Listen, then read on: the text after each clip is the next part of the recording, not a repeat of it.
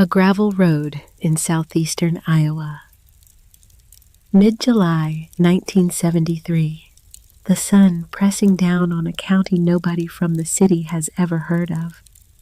A 2-story farmhouse sits at the end of a dirt track. White clapboard gone gray. Wisteria swallowing the south wall. Chickens scratch in the yard like the place still belongs to them. Maybe it does. Inside, at the end of a narrow hallway, there is a door. Oak. Thick.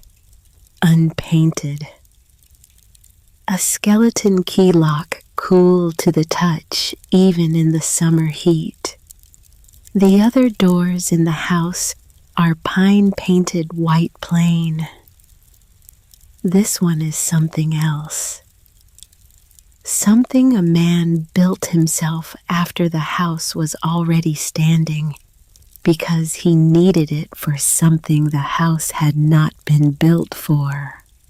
Nobody has opened that door in 10 years. A suitcase hits the dust at the bottom of the front steps. A girl, 17 years old, picks it up. She has $42 in a tin and nowhere to sleep tonight.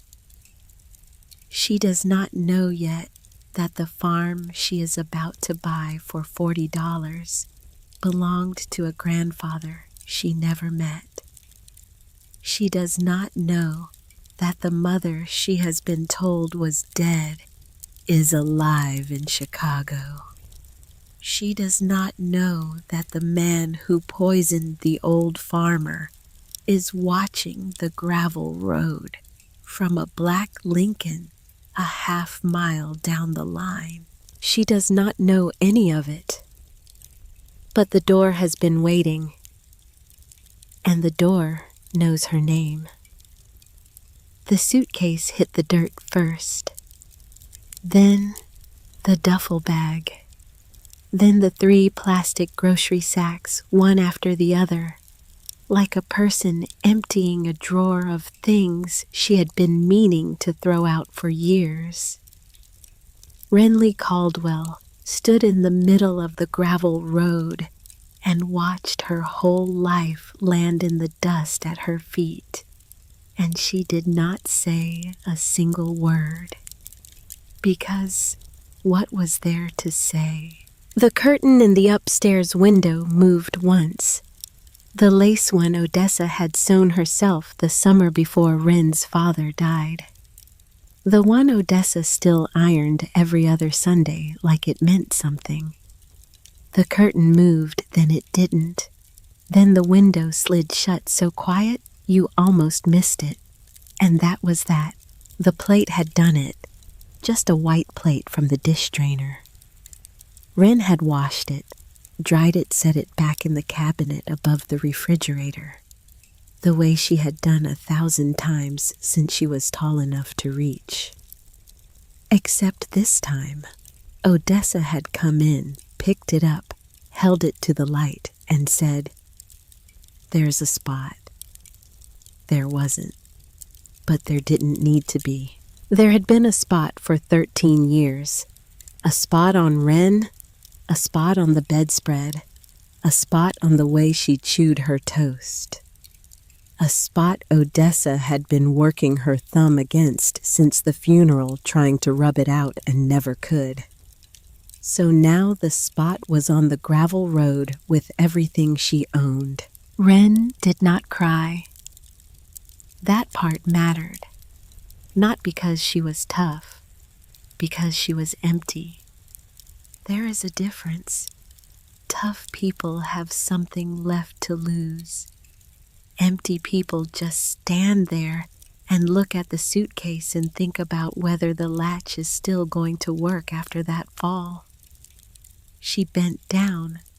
She snapped the latch open. It worked. Of course it worked. Things made in 1958 worked. That was the thing about old things. They held together.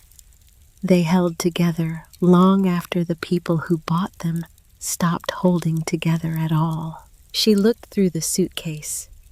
3 changes of clothes, a pair of canvas tennis shoes with a hole in the right toe, a toothbrush, a hairbrush her real mother, the one Odessa had told her was dead, the one Wren had never met, was supposed to have left somewhere.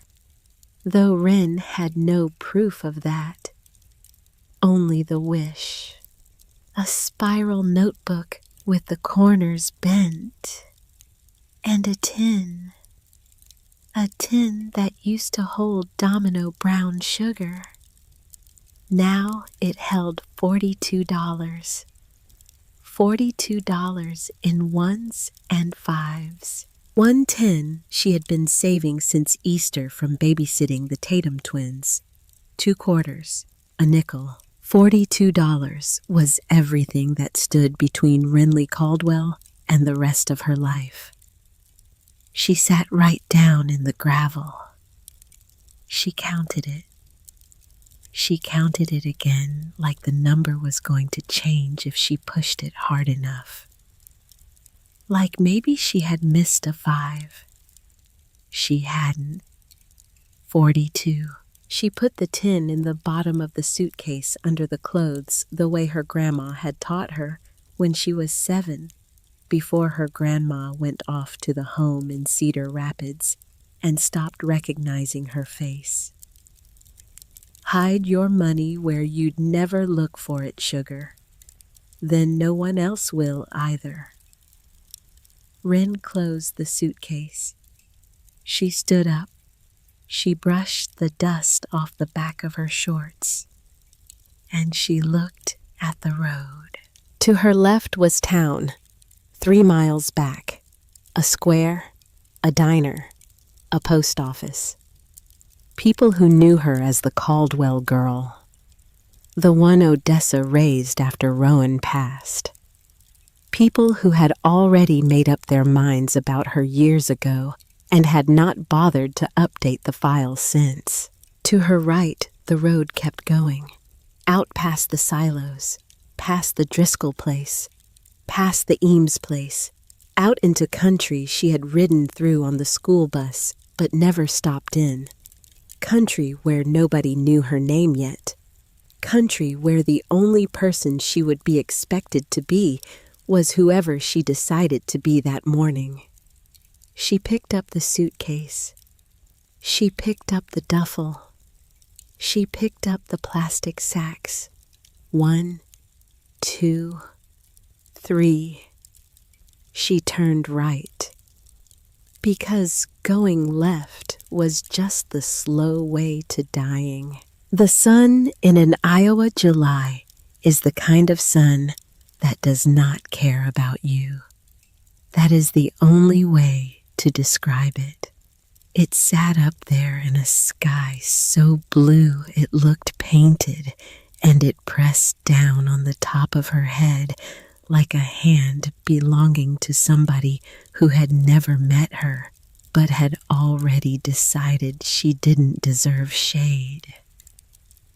Wren walked. She passed the Driscoll mailbox, the Eames mailbox, a field of corn so tall it whispered when the wind passed through, and so empty of people you could have screamed, and nobody would have come. She didn't scream. She walked.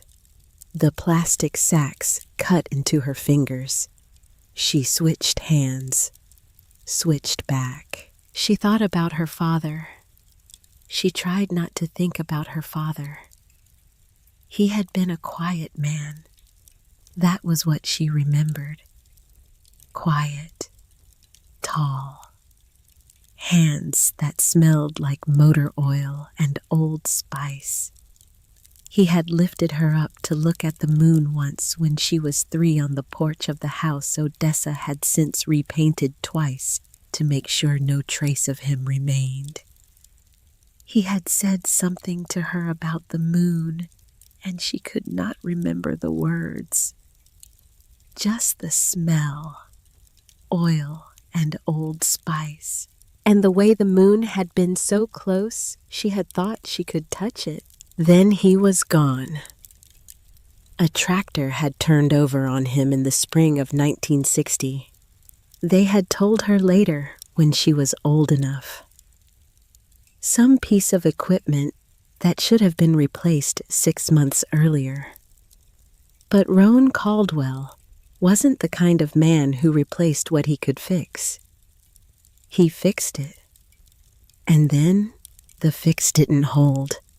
And he was 26 years old, and she was 4. And Odessa had kept her for appearances. Because that's what people did in 1960 in towns like theirs. They kept the dead man's child, even when the dead man's child wasn't theirs. Especially when it wasn't theirs.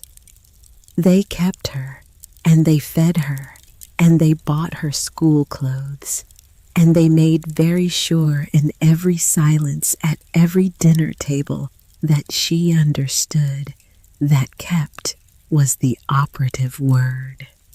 Wren walked, the sun moved, and then she saw the sign. It was nailed to a fence post sideways like the person who put it there had not cared whether anybody read it or not. The paint was sun-faded, the wood was warped, but the letters were still there. Farmstead for sale. Ask Burl at the general store. Wren stopped. She looked at the sign. She looked at what was past the sign. A gate half open held together with baling wire. Past the gate, a track of beaten-down grass running between 2 rows of overgrown hedge disappearing down toward a stand of cottonwoods. And past the cottonwoods, just barely visible a roof. Slate gray, tilted. The kind of roof that had been losing the argument with gravity for a long, long time. She stood there for a minute. Just a minute. A crow called somewhere out in the corn. She picked up her suitcase. She picked up her bags. And she walked back toward town. Burl Henshaw had been behind the counter of the Henshaw General Store since before Wren was born. Before Odessa was born. Before, by some accounts, the store itself was built. Though that last part was probably an exaggeration. His nephew had started in 1962, and Burl had never bothered to correct it. He was 64, round, bald on top. A mustache that had stopped being fashionable in 1948, and was making a quiet comeback among men who did not care about fashion. He wore a denim apron over a blue work shirt.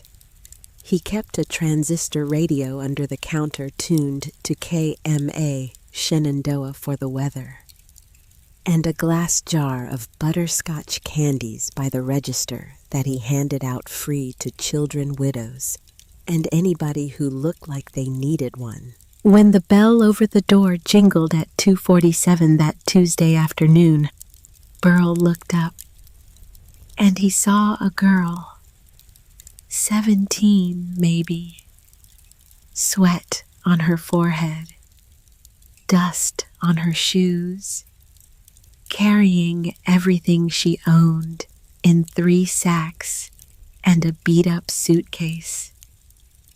The kind of girl who walked into his store maybe twice in his career and never for a good reason. "Help you," Burl said. The sign, Wren said. On the fence out past the Eames place. Burl set down the inventory sheet he had been pretending to read. "The Thatcher place," he said. "It's for sale. It's been for sale." "How long?" Burl scratched his chin. 3 years. Nobody bought it. Nobody wanted it. Wren set her sacks down by the door. She walked to the counter. She put her hands flat on the wood the way she had seen men do when they were about to ask for something they did not expect to get. How much? Burl looked at her long. Honey, he said, that place isn't for somebody like you. How much? Burl sighed. He reached under the counter. He pulled out a manila folder. He opened it. He closed it. He opened it again. It's complicated, he said. Hollis Thatcher died 3 years ago. No will that we ever found. No next of kin we could locate. Place got tied up with the county. I'm the trustee on the paperwork because nobody else volunteered. He paused. Transfer fee is $40. That's what it would cost you to put it in your name. 40. But Renly, she did not react to her name. He had known her since she was small. Of course he had. This was that kind of town. Everybody knew her name. That was half the reason she was leaving. Renly, there's no power. The well needs a new pump. There's a hole in the roof you could throw a cat through. There's a room in there nobody's been in since Hollis died, and probably nobody should. He stopped. He realized he had said too much. He started again. It's not livable. It's barely standing. I wouldn't sell it to my own daughter. You don't have a daughter. That's not the point. I have $42, Wren said. Burl went still. The transistor radio under the counter was playing something tiny. A weather update. Chance of thunderstorms after sundown. He looked at her. She looked at him. There was no begging on her face. That was what got him later when he thought about it. There was no begging, and there was no fear. There was just a girl who had done the math. Mr. Henshaw, she said, I have $42 and nowhere to sleep tonight. And you have a place nobody wants. We can help each other. Or we can both pretend we don't see what we're seeing. Burl put a hand over his mouth. He stood there for a long time. Then he turned around. He opened a drawer behind him. He took out a key on a brass tag. He laid it on the counter. He pushed the paperwork across. Sign here, he said. And here. And here. She signed. Her handwriting was small, even. The hand of a girl who had practiced her signature in a notebook because she had known somehow that one day she was going to need it. Burl took the 40. He counted it twice. He slipped it into the cash drawer like he wished he could put it back in her pocket. He pushed the key toward her. There's another key, he said. For the back door. I don't know where it is. Okay, and there's a room in there. You said. It's locked. Okay. I never had a key to it. Nobody did. Hollis. He stopped. Just leave it alone, honey. Whatever's in there has been in there a long time. Some doors don't want to be opened. Wren picked up the key. She closed her fist around it. The brass was warm. Mr. Henshaw? Yeah. I'd like a box of saltines, a jar of peanut butter, and a box of matches, if you'll take the $2. Burl Henshaw, who had stood behind that counter for 41 years and had seen 1,000 kinds of trouble walk through his door, took off his glasses. He wiped them with the corner of his denim apron. He put them back on. "I'll take $1, he said. "2. 1 Renly, that's the price. And there's a roll of butterscotch in the jar there. Take that too. I won't have you walking out of here with nothing but crackers." She took the butterscotch. She did not say thank you. He did not expect her to. The bell jingled when she opened the door. The sun outside was lower now. The shadows of the corn were longer. The radio behind the counter said thunderstorms. Definitely thunderstorms. By 10, Burl watched her walk out into the heat with everything she had, and he did not know it yet. Could not have known. But he was going to lie awake that night thinking about that key, and the room nobody had been in, and the girl who had just signed her name to it. The track from the gate to the house was longer than it looked. Wren had not expected that. From the road you could see the roof through the trees and think it wasn't more than a stone's throw. But the track wound. It wound around an old rock pile. It wound past a fence that had given up sometime during the Eisenhower administration. It wound down into a little gully where a creek ran shallow over white pebbles. And then it wound back up. And only then did the house come into view all at once. She stopped, because the house did not look the way she had pictured it. She had pictured a shack, something falling in, the kind of place you wouldn't put your dog in. And it was that.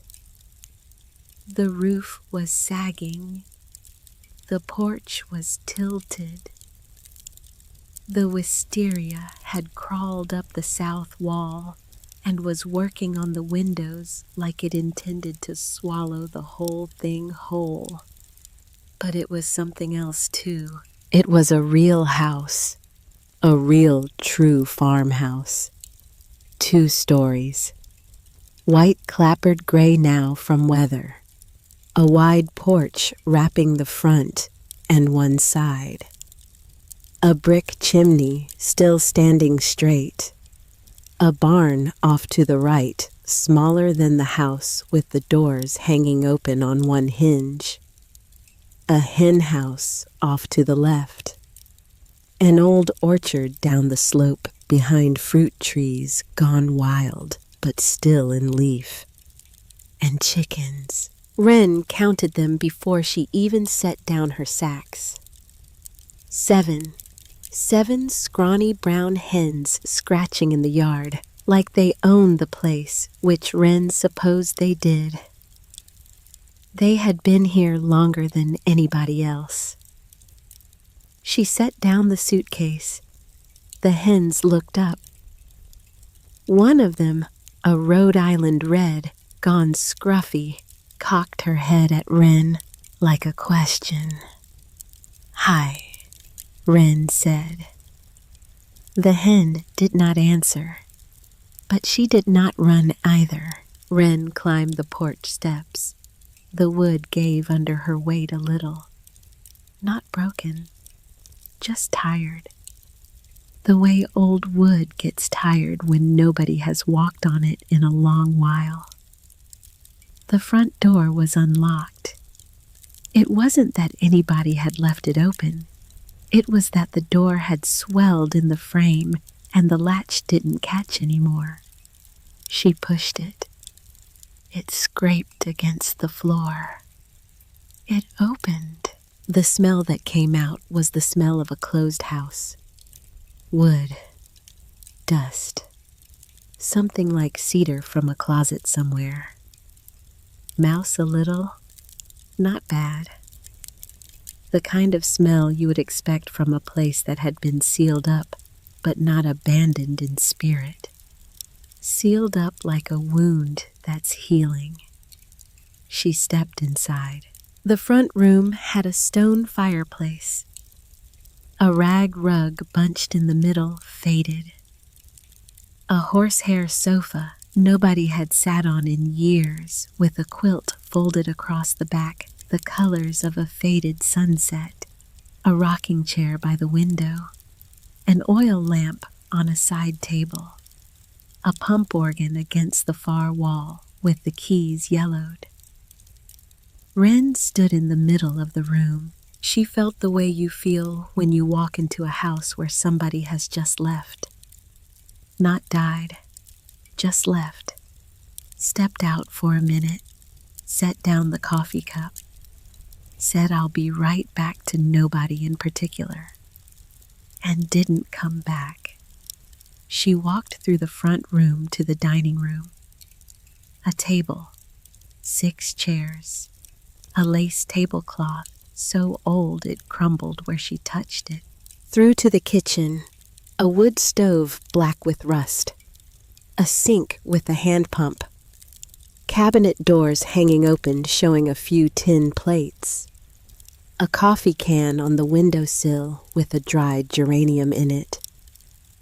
Through the kitchen to a back porch, a washtub on a stand, a clothesline, the well outside the screen door.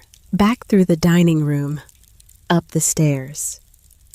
2 bedrooms upstairs, each with an iron bed frame, each with a thin mattress that needed airing, each with a wardrobe whose door drifted open if you so much as breathed near it.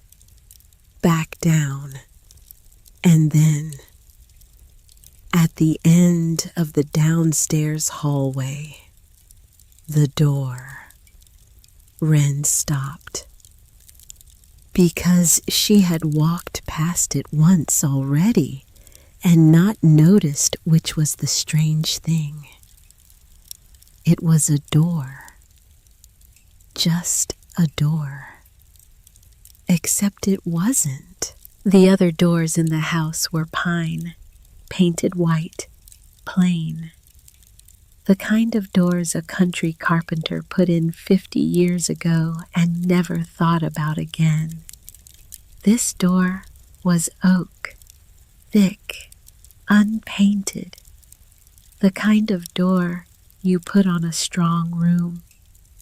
The kind of door a man put in himself after the house was already built because he needed it for something the house had not been built for. The hinges were iron, black, hand-forged.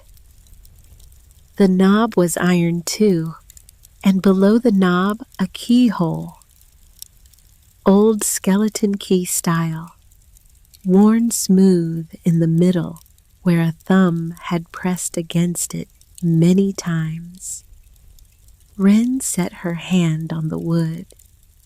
It was cool, cooler than the rest of the wall, which did not make any sense. The hallway was the warmest part of the house. The sun came in the back window all afternoon. The wood paneling was warm to the touch. The floorboards were warm under her feet, but the door was cool. She tried the knob. It did not turn. Of course it did not turn. She tried it again. She pushed her shoulder against the wood. The door did not even creak. It was solid, set in its frame like it had grown there. She stepped back. She looked at it. She thought Burl said there was a room. She thought Burl said, "Leave it alone." She thought, I am 17 years old and I just bought this house for $40 and there is exactly one door in it that I cannot open. And of course there is. Of course there is. She turned around. She walked back to the front room. She picked up her suitcase. She carried it to the smaller of the 2 bedrooms upstairs, the one with the window that faced east, because she wanted to know where the sun was coming from in the morning. She set her things on the floor, and then she came back down, and she stood in front of the door again. She did not know why. She just stood there. And she had the very faint, very stupid feeling, the kind of feeling you can't say out loud without sounding crazy, that the door had been waiting for her. She shook it off. She went to make supper. There wasn't much to make. Wren took the box of saltines and the jar of peanut butter and sat on the porch steps as the light slid down behind the cottonwoods. She ate the crackers slow. She had learned a long time ago not to eat fast. Fast eaters ate too much. Slow eaters made food last. The chickens came over to investigate. She broke a cracker. She tossed pieces into the dust. They came running. They pecked at her feet. The Rhode Island Red got bold and stepped right onto her foot to get at a crumb. Wren smiled. It surprised her. She had not smiled. She didn't actually know long enough that the muscles in her cheeks felt unfamiliar, like a key turning in a lock that hadn't been used in a while. The sun went down. The sky did the thing it does in Iowa in July. It went orange. It went pink. It went a long, slow purple. And then the first star came out. And then 1,000 more came out behind it. And the whole bowl of the sky was lit up like nothing she had ever seen from Odessa's backyard, where the street light at the corner of Elm and 3rd drowned everything out. She heard a coyote yip somewhere down by the creek. She heard the corn whisper. She heard a barn owl, that ghost soft who that doesn't sound like a bird at all. And she heard nothing else. Not a car, not a TV, not Odessa's voice rising up the stairs about something Wren had done or hadn't done, or should have known better than to do. Nothing. It was the loudest nothing she had ever heard. She brought her mattress down, the smaller one from the upstairs bedroom. She dragged it out the back door and beat it with a broom she had found leaning against the wood stove. Dust came out in clouds. She left it on the back porch to air. She came back inside. She put the tin of money under a loose floorboard she had noticed by the window, the way her grandma had taught her, where nobody would think to look. She washed her face at the kitchen pump. The water came up cold and clear. She had been afraid it wouldn't. The well had held. The well had held, and the chickens were fed. And there was a roof, most of one over her head. She lay down on the mattress on the back porch because it was too hot to sleep upstairs. She put her head on a folded sweater for a pillow. She stared at the stars through the screen, and she thought very clearly, the first clear thought she had had in a long time. I am alive, and I am here, and nobody can put me out tonight. She slept. She slept hard until the sound. It was around 3 in the morning. She did not have a watch, but the moon was where the moon is at 3 in the morning in July. High up, small, washed out. The air had cooled. The corn had gone quiet. The sound came from inside the house. It wasn't a creak. A creak is wood settling. Wren had grown up in an old house. She knew creaks. Creaks were friendly. Creaks were the bones of a house turning over in its sleep. This was different. It was heavier. Like something shifting. Like a chair sliding an inch across a wood floor. Like the way it sounded when Odessa moved the kitchen table to mop under it. That kind of sound, but muffled, behind a wall. Wren opened her eyes. She did not move. She listened. Nothing. Then again, that same sound. From the direction of the downstairs hallway, from the direction of the door. She sat up slow. She thought mouse.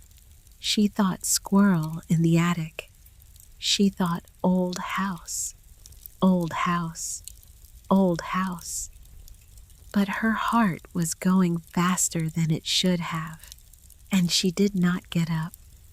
Because she did not want to walk down that hallway in the dark to a door she could not open with nothing in her hand but a box of saltines. She lay back down. She listened. The sound did not come again. After a long time, she slept.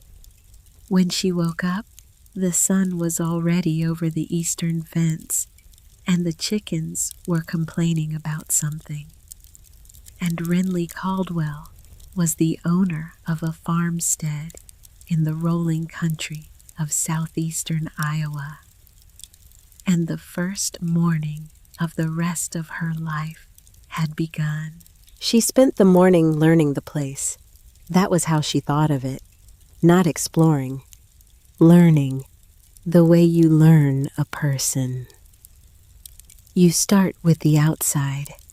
You move careful. You don't pretend to know what you don't. The barn had a loft. The loft had 3 bales left in it. Dry. Not too far gone that she could use for the chickens. A wheelbarrow with a flat tire. A hand saw rusted at the teeth, but still a saw. A coil of baling wire. A bench with a vise. The hen house had 8 nesting boxes, 6 empty, 2 with eggs in them. Old eggs she could tell by floating them in a pan of water from the well later. But useful information all the same. The orchard had 4 apple trees, 2 pear, 1 cherry that the birds had been making free with. The fruit wasn't ripe yet, but it was coming. End of summer, she would have apples enough to do something with. If she was still here, she would be still here. She decided. There was a vegetable patch behind the hen house gone to weeds. But the soil under the weeds was black and crumbly and rich the way river bottom soil gets. There was a tomato vine that had volunteered along the south fence. 3 green tomatoes hanging on. She left them. They wanted another week. There was an outhouse which she had hoped against. There was no avoiding the outhouse. She came back inside around 11. The heat was building. She stood in the kitchen and she looked at the wood stove. The wood stove was where her real work was going to start. Because the wood stove was how she ate. The wood stove was how she boiled water. The wood stove was how eventually, when winter came, and winter was coming, no matter how far away it felt right now, the wood stove was how she would keep from freezing. She lit a fire. She had matches from Burl. She had kindling from a basket beside the stove that somebody Hollis Thatcher, she supposed, had left full and ready. The way a man leaves a thing he means to come back to.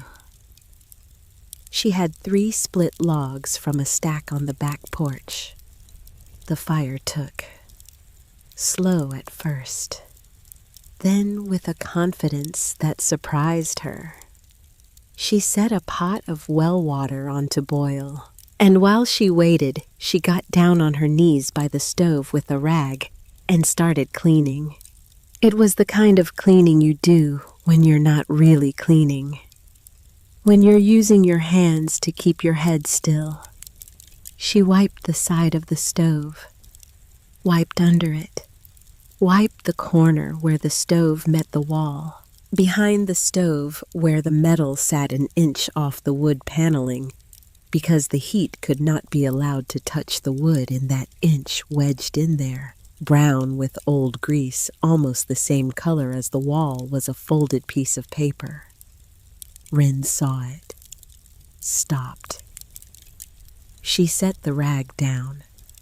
She reached in. She worked the paper free with 2 fingers.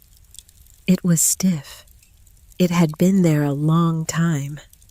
The grease and the heat had cured it almost like leather. She unfolded it slow, careful. The paper crackled. The handwriting on it was small, tight, slanted to the right. The hand of somebody who had been taught to write before the war. Any war.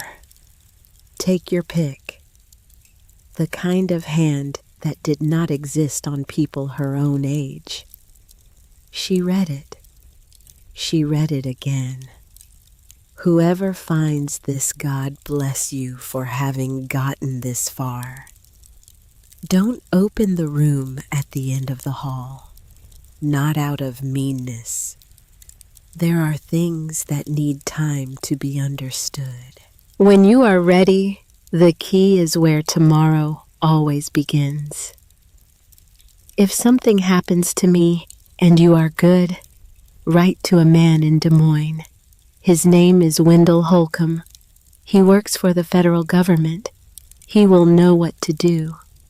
H.T. Wren sat down right there on the kitchen floor, with her back against the wood stove, which was now warm against her shoulder blades.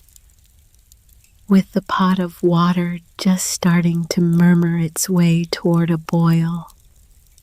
With the folded letter open in her lap, where tomorrow always begins. She thought east, because tomorrow began in the east where the sun came up. She thought, that's the orchard. She thought, but there is nothing in the orchard but trees. Then she thought, not yet. And she did not know why she thought that. But she did. The other thing, the name. Wendell Holcomb, federal government. Wren read that line 3 times. She did not know what it meant. She did not know what kind of trouble a man would have to be in to write down a name like that and hide it behind a stove. But she knew that men did not write down names like that for nothing. She folded the letter. She slid it into the pocket of her shorts. She got up. The water was boiling. She made herself a cup of weak coffee Burl had thrown in a spoonful of grounds in a twist of waxed paper, a kindness she had not yet finished registering. And she drank it, standing up at the kitchen window, looking out at the orchard. The apple trees stood quiet in the heat. Whatever was in the orchard could wait. Some things you don't run at. Some things you walk towards slow when you're ready. Cordelia Bramwell showed up at 5 minutes past 2 that afternoon. Wren was in the side yard repairing a section of fence with a length of baling wire and a pair of pliers she had found in the barn. And she did not hear the woman come up the track because the wind had picked up the way it does before an Iowa thunderstorm, and the cottonwoods were all talking at once. Hello, the house. Wren's head came up. A woman was standing at the end of the track just past the gate. 40, maybe. Dark hair pinned back from her face with 2 tortoise-shell combs. A summer dress, pale blue, sprigged with tiny white flowers. A cardigan over it despite the heat. She carried a basket on one arm. Wren set down the pliers. "Hi," she said. The woman did not come any closer. That was the first thing Wren noticed. Country people came up to your porch. Country people knocked on your door. Country people did not stand at the gate waiting to be invited, unless they were not sure who they were going to find. "I'm Cordelia," the woman said. "I'm down the road, the next place east, about a half-mile. Folks call me Cora.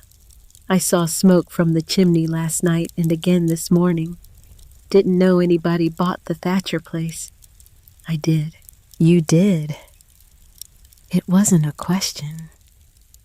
It was the woman repeating it back to herself, like the words needed a second to fit together in her head. Wren came over to the gate. Up close, Cordelia Bramwell had kind eyes. That was the first thing about her. Brown. A little tired, but kind in the way of women who had been kind so long they had stopped knowing how not to be.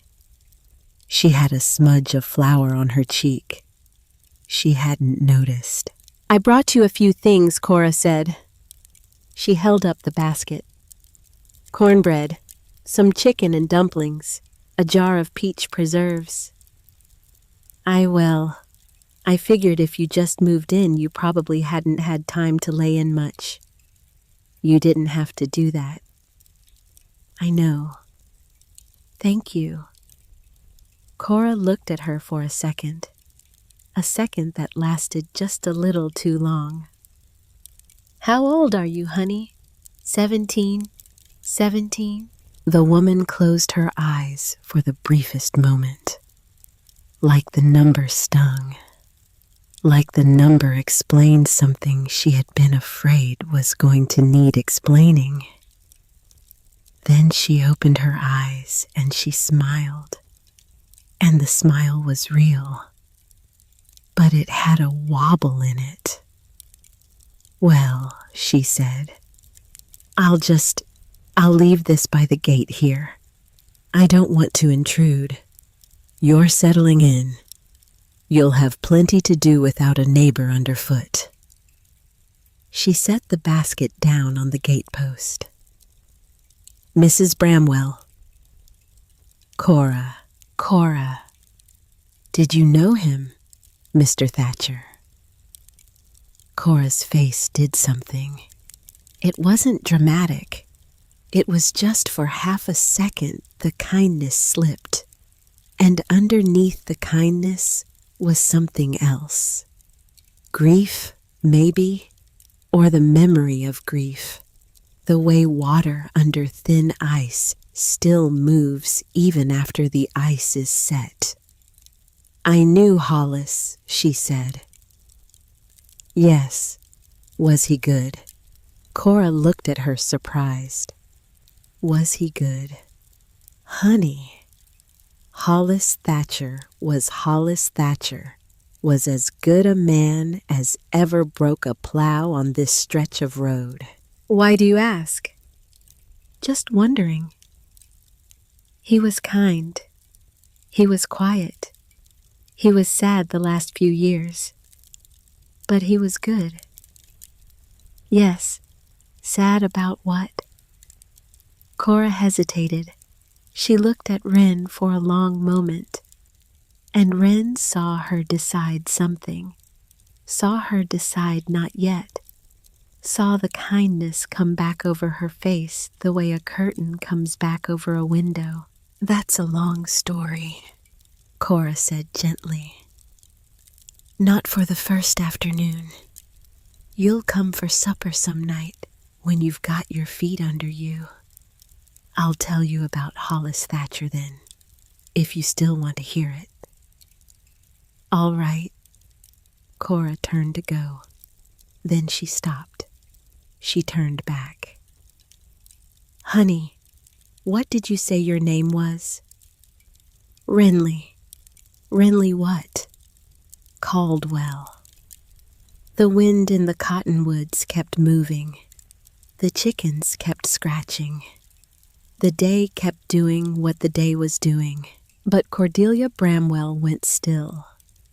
It was a stillness Wren had never seen on a grown woman's face before.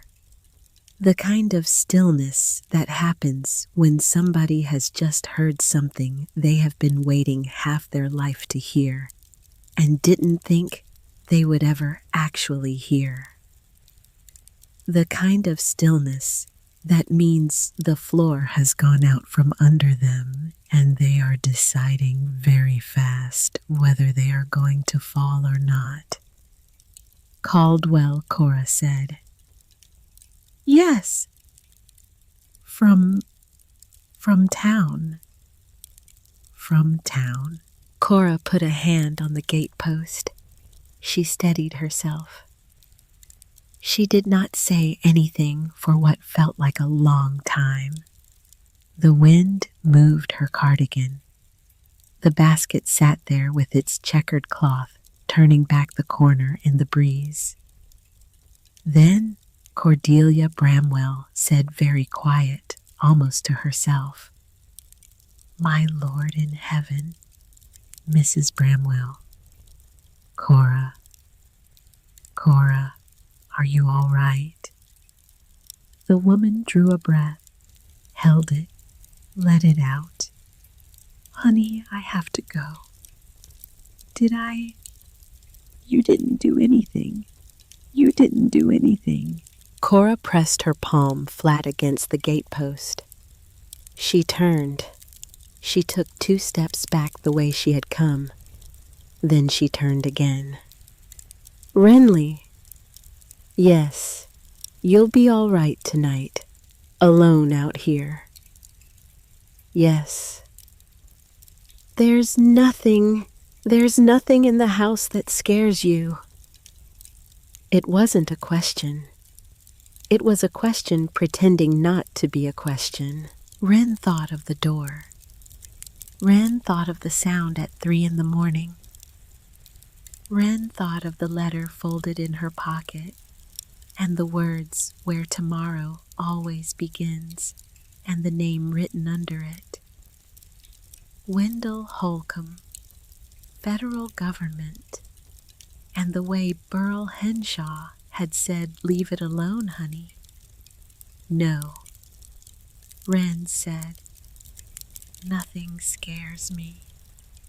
Cordelia Bramwell looked at her one more time and nodded and walked away up the road without looking back.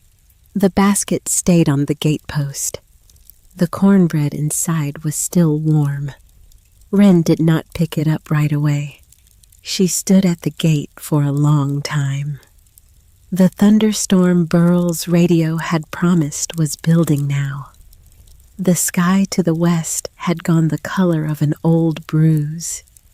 The wind was picking the leaves up off the orchard floor and tossing them in slow circles.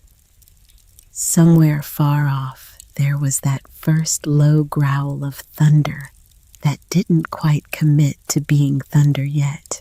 But before the storm came, before the chickens scattered, before the rain hit the porch roof, Wren saw something else.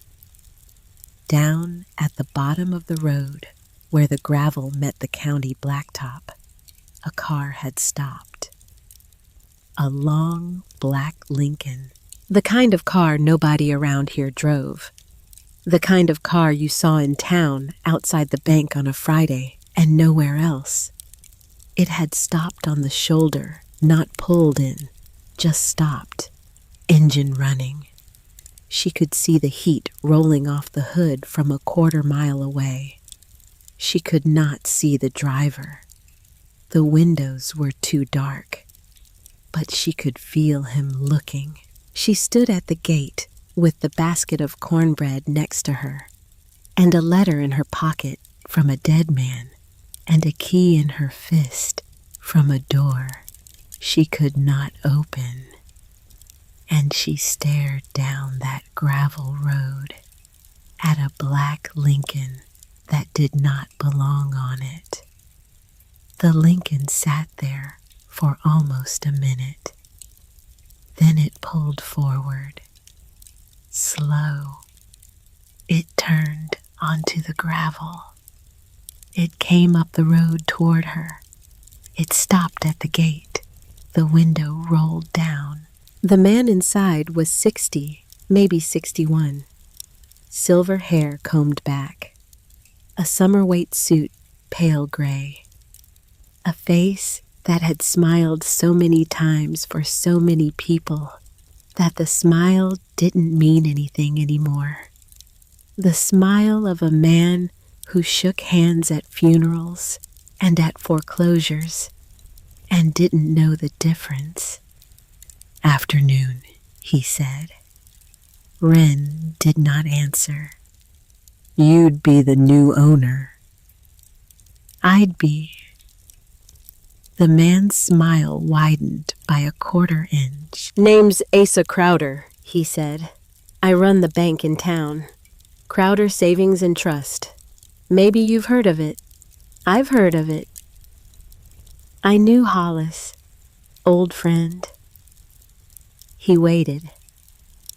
He waited for her to say something polite, to say, "Oh, that's nice," or to ask him how he had known Hollis, to open the door of the conversation an inch and let him in. She did not. Mr. Crowder looked at her a beat longer. Then he reached over to the passenger seat and picked up an envelope. Manila. Thick. He held it out the window. "I'd like to make you an offer," he said. "On the property." Wren did not move.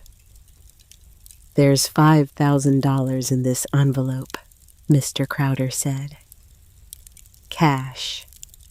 Today. You sign one piece of paper. You walk away. You go anywhere you want. $5,000 buys a lot of bus tickets, buys a lot of new starts." The wind moved through the cottonwoods. The thunder growled closer now. "I'm not selling," Wren said. Mr. Crowder's smile did not change. "I think you ought to consider it honey." "I'm not your honey." The smile lost its quarter inch. "This land," he said, "this land has been trouble for the Thatchers for 40 years. It will be trouble for you. I am offering you a kindness. A man my age does not offer kindnesses twice." Wren stepped back from the car. She put her hand on the gate. She closed the gate. Slow, deliberate. She let the wire latch fall into place with a small, dry click. That was the only answer she gave him. Asa Crowder looked at her through the open window, and then for 1/2 of 1 second, the smile went away. And what was underneath it was not a banker. What was underneath it was a man who had decided a long time ago that other people's lives were a thing he was allowed to spend. He put the envelope back on the passenger seat. He rolled up the window. He turned the Lincoln around in the mouth of the drive. He drove away. She watched the dust hang in the air after him. Then she picked up the basket. Then she walked up to her house. Then she went inside. She set the basket on the kitchen table. She did not open it. She walked down the hallway to the door. She put her hand on the wood. Cool, always cool. And she said, not out loud, but in her head, where it counted, "Who are you? Why does my name matter? What did Hollis Thatcher hide that's worth $5,000 and a black Lincoln? What is on the other side of you?" The door did not answer. Doors don't answer. But Renly Caldwell, 17 years old, with $42 spent down to 2 and a 10 in the floorboards, and a fire in the wood stove, and a key from Burl on a brass tag in her pocket, and a letter from a dead man with the name of a federal man on it, and a smile from a banker still cooling on the back of her neck. Renly Caldwell understood standing there in that hallway, with the wind rising and the storm coming in, and a stranger's basket on her kitchen table, that she had not, in fact, bought a farm. She had bought a question, and the question had her name on it. Outside, the first heavy drops of rain hit the porch roof. The cottonwoods bent. The chickens scurried for the hen house. Somewhere across the orchard, a screen door slammed open in the wind, and Renly Caldwell turned away from the locked oak door at the end of the hall and went to face the storm. The room behind her stayed quiet. It had waited 10 years. It could wait one more night. The storm broke at 9. It came in the way Iowa storms come in, all at once. The wind first, then the sky cracking open in wide sheets of light, then the rain, hard, sideways, the kind of rain that did not fall so much as get thrown. Wren sat at the kitchen table with the oil lamp lit between her and the basket. The basket she still had not opened. She listened to the rain come at the windows. She listened to the wisteria slap the south wall. She listened to the chimney pull air down it in a long, low whistle that sounded almost like a voice. Almost. She finally opened the basket. Cornbread wrapped in cheesecloth still warm against her hand. A small clay crock of chicken and dumplings, the lid sealed with a strip of cloth. A jar of peach preserves the wax seal perfect. The label written in a careful, slanted hand. Bramwell, July 1972. A year old from last summer, and tucked at the bottom of the basket under all of it, a rosary, wood beads, a small brass crucifix, a note pinned to the cord with a safety pin. "Honey, take this if you want it. It belonged to someone who I think would want you to have it." See, Ren held the rosary in her palm. The beads were warm.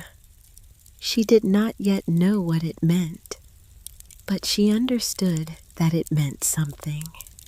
She understood that Cordelia Bramwell had walked half a mile in a coming thunderstorm not to bring cornbread. She had walked half a mile to bring the beads. The rain kept up most of the night. Wren moved her mattress off the back porch. She set it up in the front room near the fireplace. She slept in fits. Each time the thunder cracked close, she opened her eyes and looked at the hallway, at the dark mouth of it, at where she knew the door was. She thought she heard it again around 4. The sound, the sliding sound. But the wind was loud, and the house was old, and she could not be sure. She went back to sleep. When she woke up, the storm had passed. The world outside was dripping. The cottonwoods were bent. One of the apple trees had lost a limb. She could see it from the front window. A green branch lying like an arm in the wet grass. The chickens were already out picking through what the storm had brought up from the ground. Worms. The chickens loved worms. Wren loved the chickens. She put on her shoes. She walked outside. The air after an Iowa storm is the cleanest air there is. Wren stood on the porch and breathed it. Wet earth, wet wood, wet leaves. Something honey-sweet from the wisteria woken up by the rain, and the cool of it after the heat of yesterday. The cool that wouldn't last, but was for one morning a gift. She walked into the orchard. She wasn't planning to. Her feet just took her there, where tomorrow always begins. The east-facing side of the property, the 4 apple trees in a rough row, the 2 pears behind them, the cherry on its own at the end.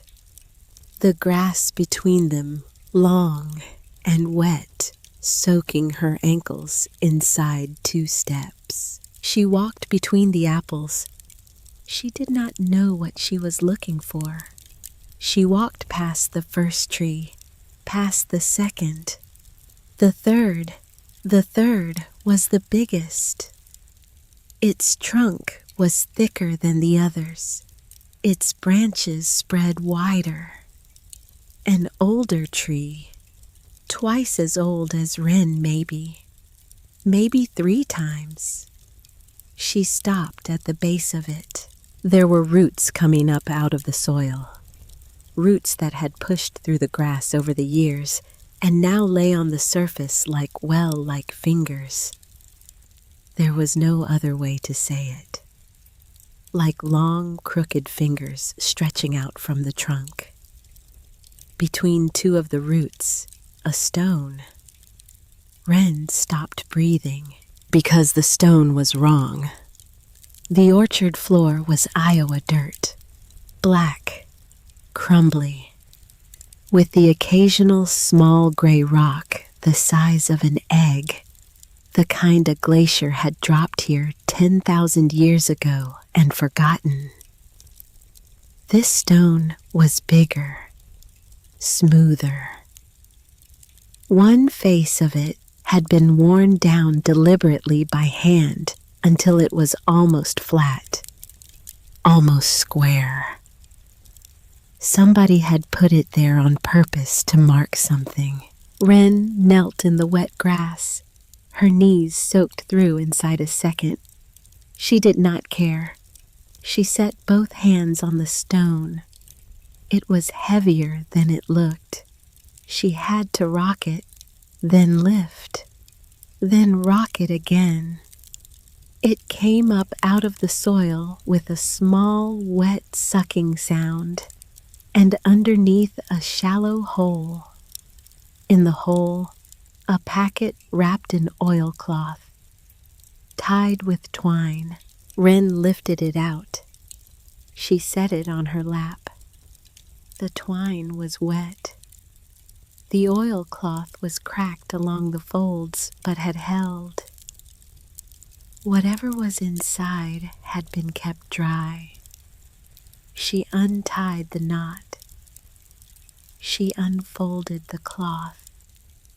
And inside the cloth, lying on a square of red velvet that had once been bright and was now the color of dried roses, a key.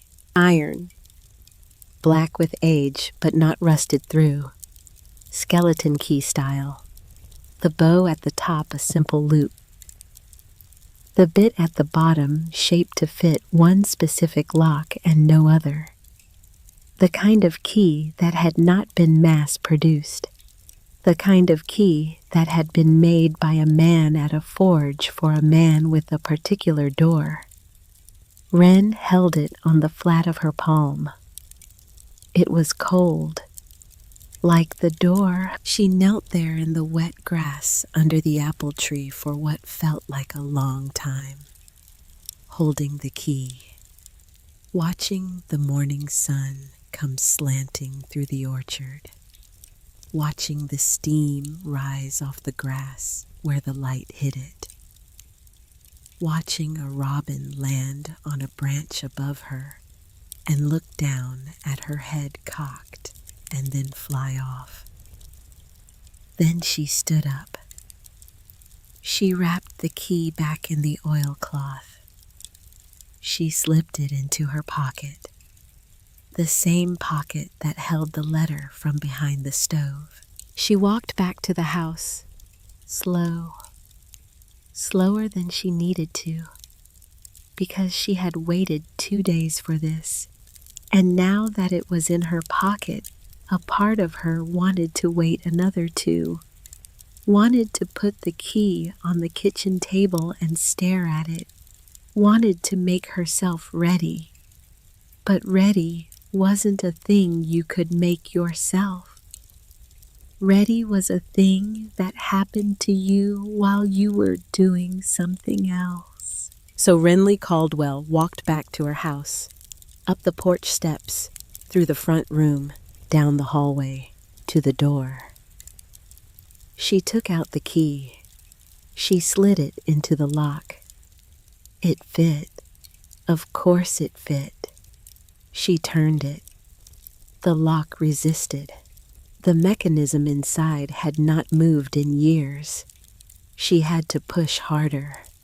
She had to throw her shoulder a little. Then click. The sound was small, but it filled the hallway. It filled the house. It filled the morning. Wren stood there with her hand on the iron knob. She thought I could still walk away. She thought I could put the key back under the stone.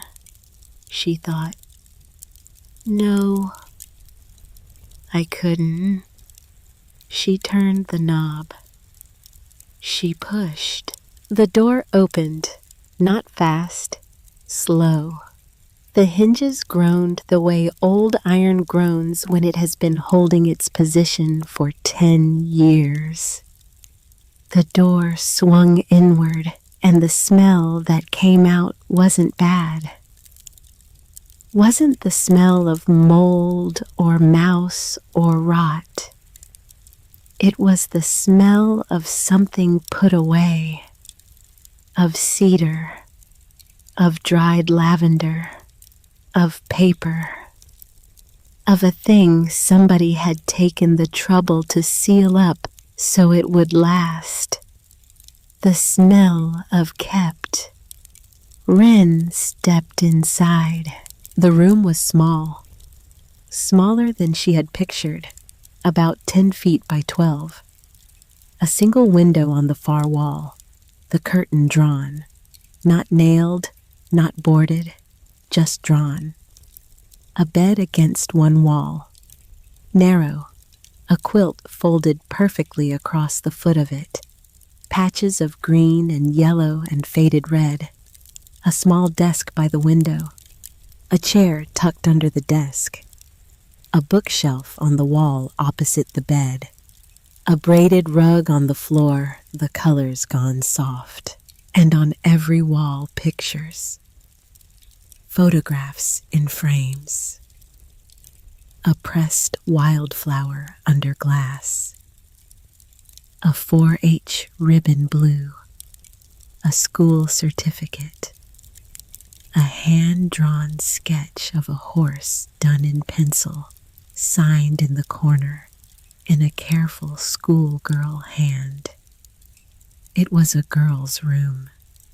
It was somebody's daughter's room. Wren stood in the doorway and didn't go in for almost a minute, because going in felt like walking into a church. When she finally stepped onto the rug, the floorboard underneath gave a soft creak. That was not the creak of a strange house. It was the creak a floorboard makes under a person who has stepped on it 1,000 times. The wood remembered.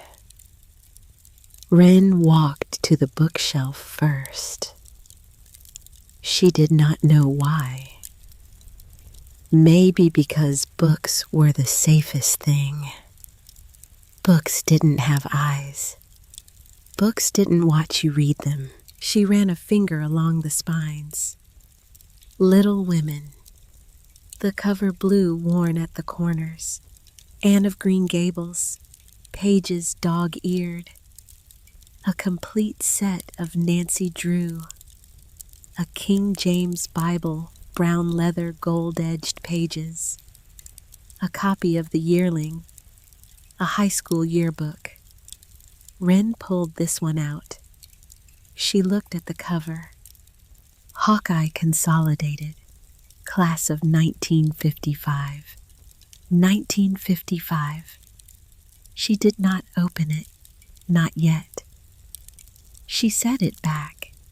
She went to the desk. There was a single drawer. Wren pulled it open. Inside, a stack of letters tied with a ribbon. A pencil cup with 3 pencils in it, and a fountain pen with the cap on tight. A school report card. A pressed maple leaf inside a folded piece of waxed paper. And an envelope. Plain. White.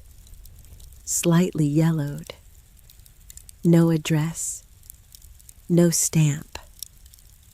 Just the word, pictures written across the front in a man's blocky hand. Wren lifted it out. She sat down on the bed. The quilt was soft under her. Somebody had loved this quilt. Somebody had washed it carefully, folded it the same way every time. She opened the envelope. Photographs slid out into her lap. 4 of them. The first one, a man late 30s, maybe standing on the front porch of this house. The same porch. The wisteria smaller, just a few green tendrils starting up the post. He had his hands in the pockets of a pair of work pants. He wasn't smiling exactly.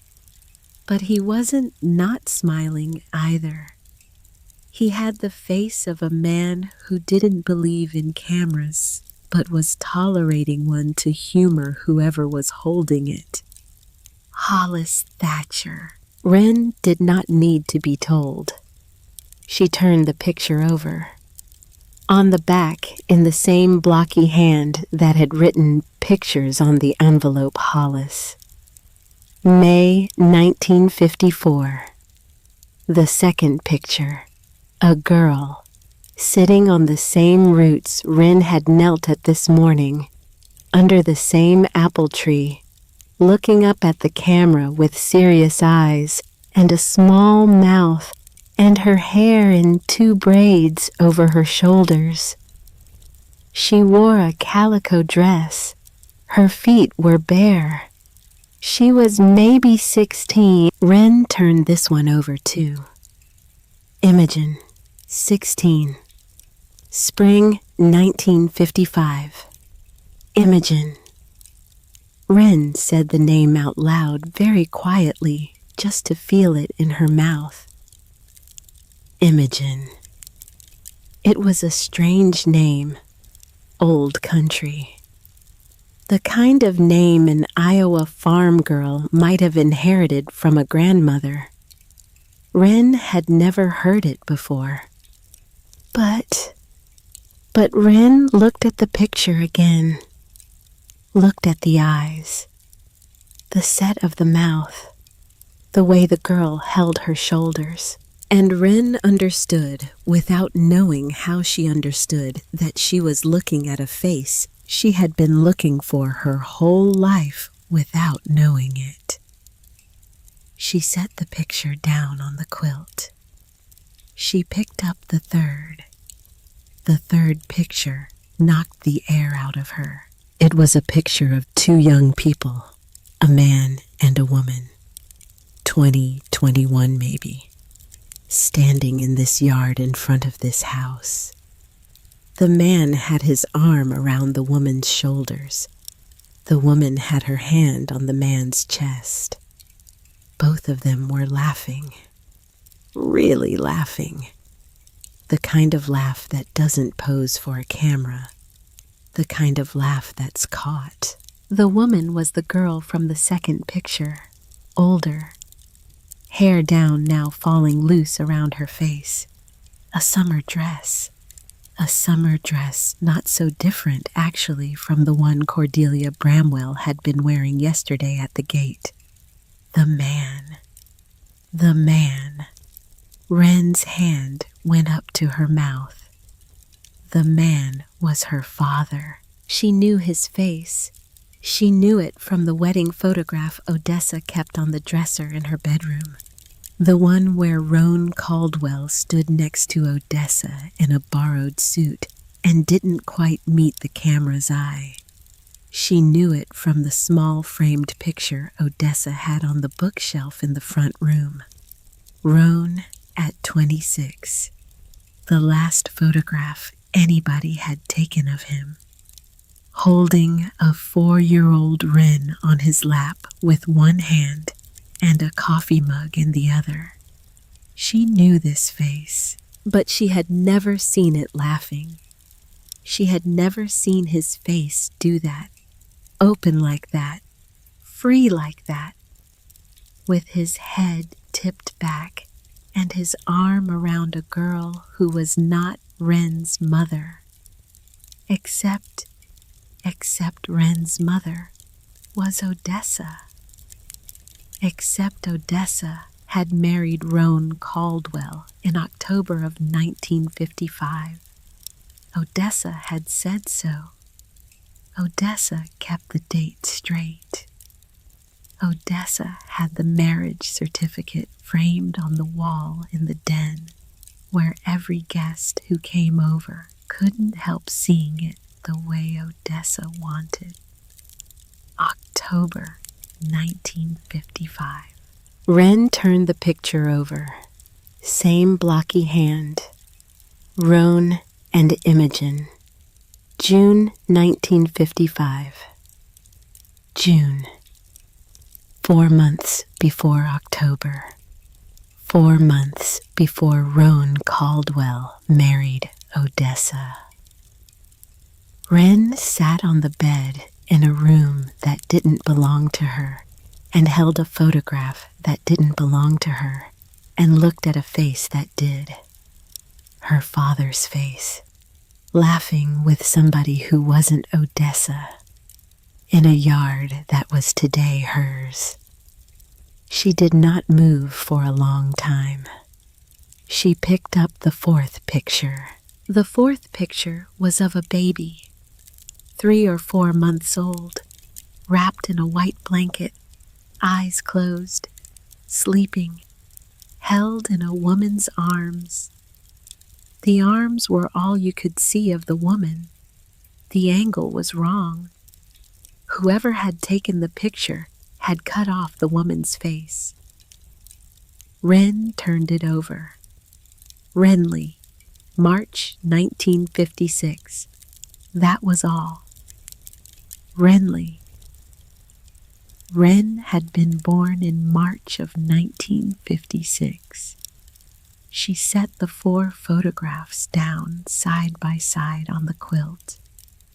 Hollis, Imogen, Roan, and Imogen. The baby, Renly. She looked at them. She looked at them. She looked at them. And from somewhere very far away, from inside herself, from a place she had not known had a voice, she heard a small, dry sound that turned out to be her own laugh. Not a happy laugh, the other kind. The kind that comes out when the universe shows you a magic trick you didn't ask to see. She said out loud to nobody, "Oh, just that. Oh." Cora came back that afternoon. Wren was on the front porch when she did, sitting on the top step. The photographs were inside on the kitchen table in a careful row.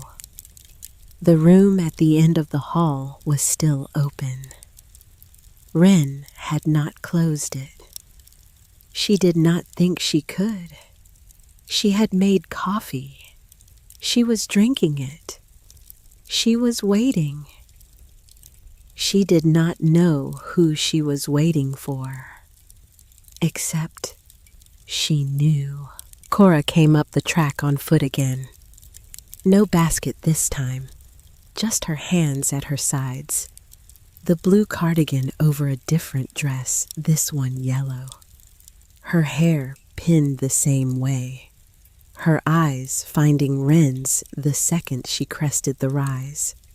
She stopped at the bottom of the porch steps. She did not ask. She just looked. Wren looked back. "I opened it," Wren said. Cora nodded once.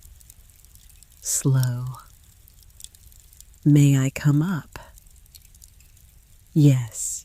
Cora came up the porch steps. She sat down next to Wren. Not too close. The respectful distance. The distance of a person who has known how to sit next to grief without crowding it for a long time. They sat. The chickens picked at the yard. A meadowlark called somewhere out past the fence. Her name was Imogen Wren said. Yes, she was Hollis Thatcher's daughter. Yes, she and my father, yes. Wren turned her face away. She did not cry. The empty thing in her chest was still there. The empty thing did not cry. It just sat inside her and absorbed information the way dry ground absorbs rain. Greedy, quiet, all at once. "Tell me," Wren said. Cora folded her hands in her lap. She did not start right away. When she started, her voice was lower than it had been yesterday. The voice of a woman telling a story she had told to herself 100 times in the privacy of her own kitchen and had never told to another soul. "Your daddy and Imogen grew up 4 miles apart on the same gravel road. They went to the same one-room schoolhouse till they were 13. They went to the consolidated high school over in town after that. They were in the same class, the class of 53. They graduated together. They were sweethearts from 16 on. Honey." "Yes, 16. Cora looked out at the orchard. "After graduation, your daddy stayed on his folks' place a year, worked the back 40 for his daddy, saved up. Imogen stayed here helping Hollis. Her mama had died when she was small, you understand. There had been a baby brother too, but he didn't make it past the diphtheria winter of 49, so it was just Hollis and Imogen after that. The two of them out here working this place." Wren nodded. "In the spring of 55, your daddy came over and asked Hollis for Imogen's hand. Hollis said yes. They were going to be married that fall. October. They were going to live here. Hollis was going to deed them the whole place.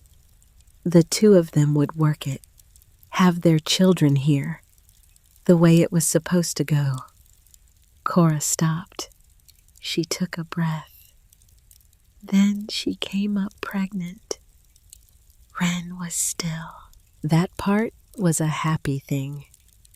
They were going to be married anyway. It just moved the date up some was all. They were thinking about a summer wedding, quick, quiet. Nobody'd think much of it. People around here, they don't count months too careful when the kids are good kids. And then, Odessa. The name hung between them. "Odessa's family had the hardware store in town," Cora said. "Stillwell Hardware. Different family. Caldwell's married into it later. Anyway, Odessa's people had money, not big money, town money. The kind of money that gets you a new dress every season and a Buick every 5 years. They were what passed for important in those days." And Odessa Cora hesitated. "Odessa wanted your daddy. Wanted him. Had wanted him since they were children, honey. She had been waiting on him. And when she heard he was engaged to a farm girl out on the gravel well, Odessa's mother was the kind of woman who did not take well to losing. What did she do?" "She went and saw your daddy, Odessa's mother. She drove out to the Caldwell place one Sunday afternoon when your granddaddy and grandma were at church, and your daddy was alone fixing fence in the lower pasture. And she sat in her car at the end of the drive and waited for him to come up. And when he came up, she rolled the window down and she told him a great many things. About Imogen, about Hollis, about what their life would look like married out here on 60 rough acres with nothing but each other to lean on. She told him he'd be poor all his life. She told him his children would be poor. She told him Imogen was a sweet girl, but a sweet girl wasn't a future. And she told him—" Cora paused. "She told him that the Crowders had been good friends with the Stillwells for 30 years. And that Asa Crowder, who was just then taking over his father's bank, would be very pleased to put together a starter loan for the young couple if they married into the right family. A house in town, a position at the hardware, a real start. Wren's hands closed in her lap. The Crowders, the Crowders. And he listened. He listened.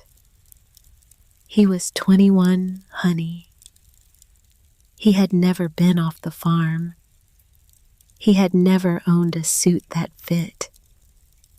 He had never set foot in a bank to ask for anything. And here was a woman in a Buick offering him the moon.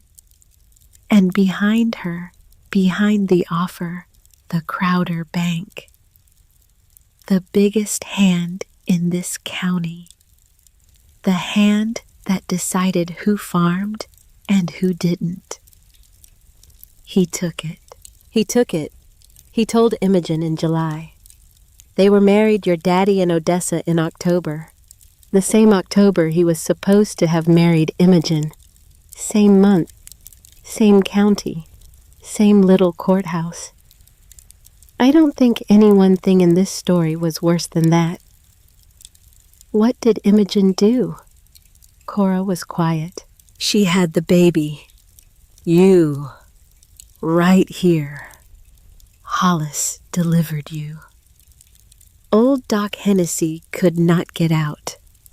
The roads were a sheet of ice. Hollis had midwifed his own cows for 30 years, and his hands knew what to do. And you came out screaming, and Imogen held you. And she said, Renly, just like that, right out. Renly. She'd had the name picked. Renly was her great-grandma's name. Wren opened her eyes. The orchard was blurring. She let it blur. She kept me, Wren said. She kept you for almost 2 years. 2 years. Hollis helped. She worked at the diner. Some old Mrs. Beckwith ran it then. Mrs. Beckwith was good to Imogen. Let her bring you in a basket and set you behind the counter while she waitressed. But Renly, this is a small town. And in a small town in 56, you could not be what Imogen was without people knowing. And people did know. And people talked. And every Sunday morning, Imogen sat alone in the pew at the Methodist with you in her arms, and watched your daddy in Odessa sit 4 rows up with their heads bent over the same hymnal. And she went home, and she did not say a word about it to Hollis. And Hollis did not say a word about it to her. And it ate her Renly. It ate her like a thing eats a thing from the inside. And then, one morning in February of 58, when you were a little under 2 years old, Imogen put on her good dress, and she packed you up in your warmest things, and she drove Hollis's pickup into town. And she carried you up to your daddy's front porch, the porch of the house Asa Crowder's bank had financed for them. And she set you down on the doormat with the note pinned to your coat. And she rang the bell, and she got back in the truck, and she drove away. What did the note say?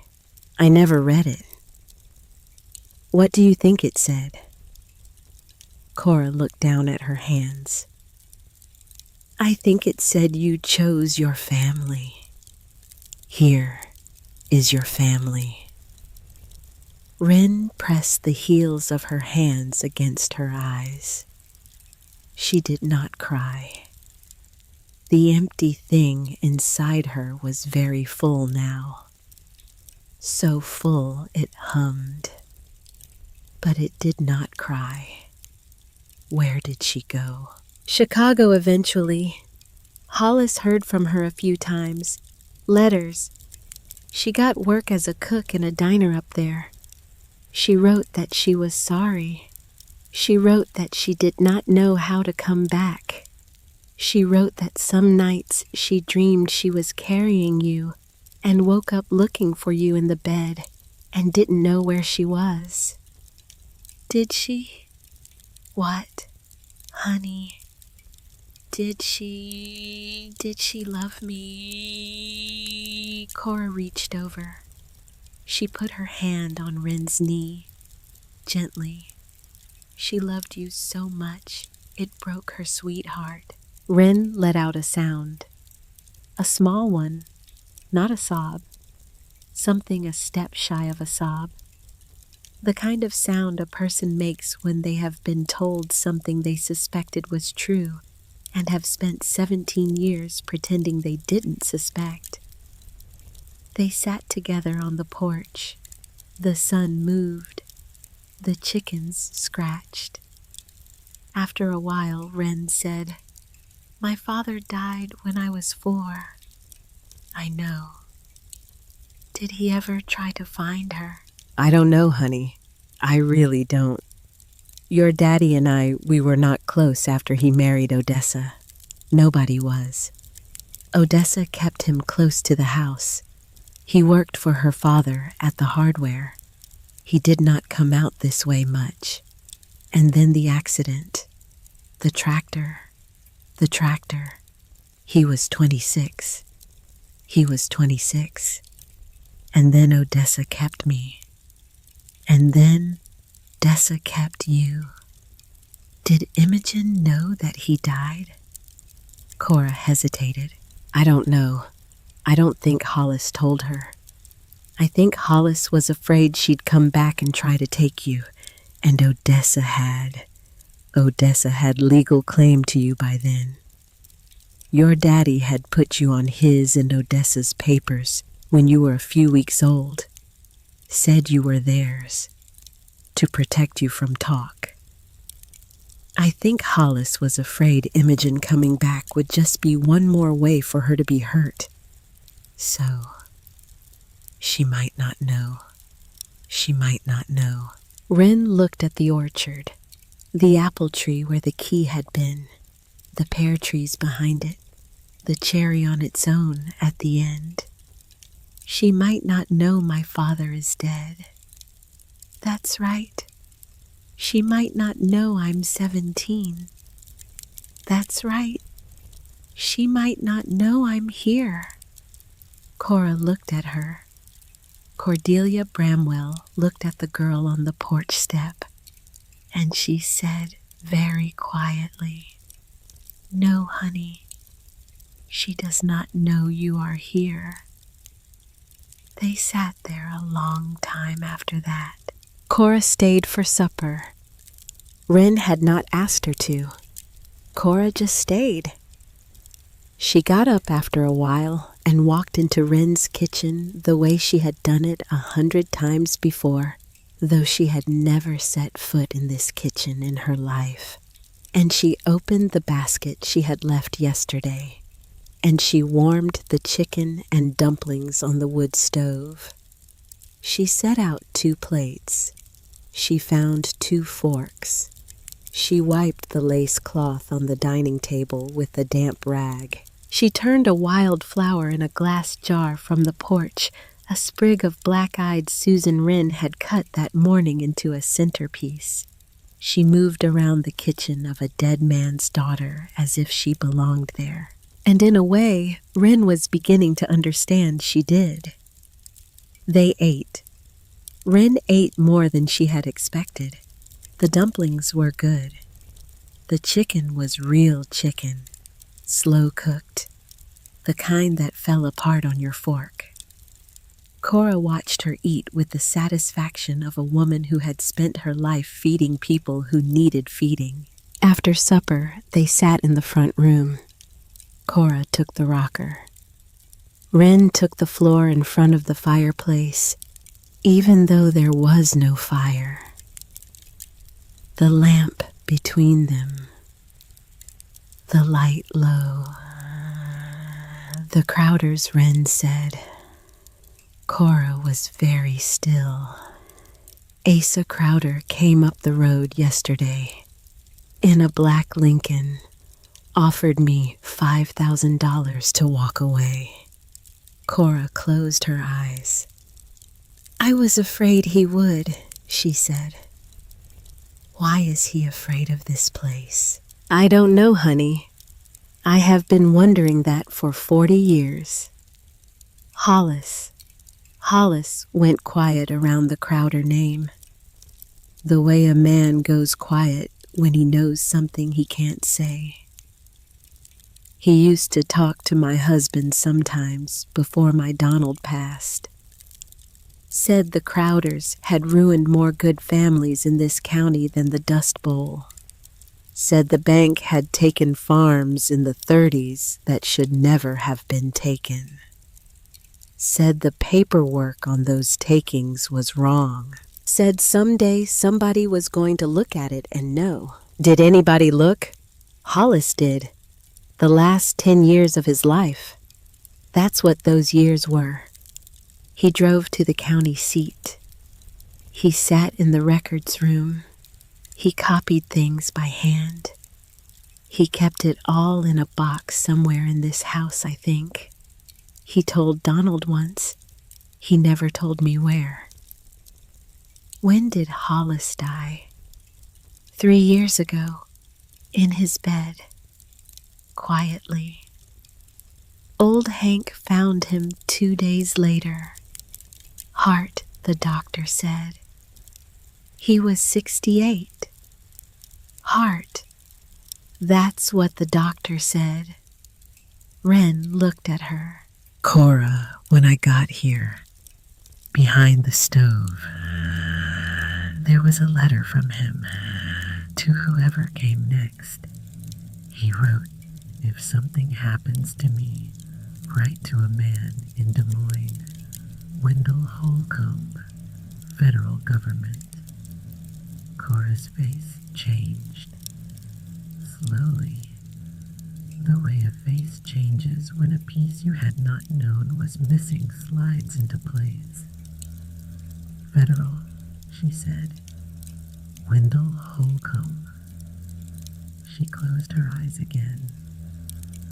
She kept them closed for a long second. Hollis didn't die of his heart, Wren said. I don't think he did either, Cora said. I have not thought he did for 3 years, but I never had a reason a person could speak out loud. Now you do. Now I do. They were quiet. Outside, the cottonwoods moved. What do I do? Wren said. Cora opened her eyes. She looked at the girl in front of her fireplace. 17 years old, with her grandfather's hands, with her mother's face, with her father's chin. You find the box, Cora said, and then we get it out of this house. Wren found the box at 3 minutes past 4 the next morning. She had not slept. She had lain on the mattress in the front room and stared at the ceiling and thought about a man named Hollis Thatcher and a glass of whiskey he had not been able to refuse, and a heart the doctor had been content to write up because writing it up was easier than asking the questions that would have followed. Around 4, she got up. She lit the lamp. She walked into the kitchen. She stood in front of the wood stove. She had cleaned behind it once already. She had found a letter. A man as careful as Hollis Thatcher did not hide all of his hopes in one place. She got down on her knees. She ran her hands along the floorboards in front of the stove. They were warm from the day's fire. She pressed each one in turn. Edge, middle, edge. The fifth board from the wall gave a little when she pressed it. Just a little. Just enough that a man who had laid these boards himself would have known what it was hiding. Wren pulled her pocket knife from the drawer where she had set it. She slid the blade into the seam. She pried. The board lifted. Underneath, set down in a shallow space between the joists, a tin. Big. The size of a sheet of typing paper. The lid stamped Thatcher Feed, Shenandoah, Iowa. The kind of tin a farmer kept seed corn in. The kind of tin you would not look twice at if you saw it. She lifted it out. It was heavy. She carried it to the kitchen table. She set it down. She sat in the chair. She lifted the lid. Papers. Stacks of papers, tied in bundles with string. Each bundle labeled in Hollis Thatcher's small slanted hand. Schneider, 1934. Kowalski, 1935. Bauer, 1936. Halverson, 1937. Vandermeer, 1938. 12 Families, 1937. Summer, Circuit Judge Warner, 1938. 47 bundles. She counted them. 47 farms. Hollis Thatcher had spent a decade documenting 47 farms that had been taken by Crowder Savings and Trust in the years between 1934 and 1941. He had copies of deeds. He had copies of tax records. He had copies of foreclosure notices that did not match the dates on the receipts. He had affidavits in shaky old people's handwriting from sons and daughters and grandchildren of the families who had been pushed off. He had a notebook of his own labeled simply "What I Know," in which he had built the case line by line, year by year. And at the bottom of the tin, separate from the others in its own envelope, a small leather diary. Wren took it out. She opened it. The handwriting was Hollis Thatcher's. The diary covered the last 6 months of his life. She read it from the back. October 14th, 1970. Asa came today. He brought whiskey. I did not drink it. I poured it in the geranium can on the windowsill. The geranium died in 3 days. Wren stopped breathing. She turned the page back. October 11th, 1970. Wendell Holcomb in Des Moines says he has enough to bring it to Washington if I can give him the second judge. I told him I can. He said, "Do not move it from the house yet." He said, "Wait until I come to you." Wren turned another page back. October 7th, 1970. Asa came up the drive yesterday. Sat in his car. Looked at the house. Did not get out. Went back.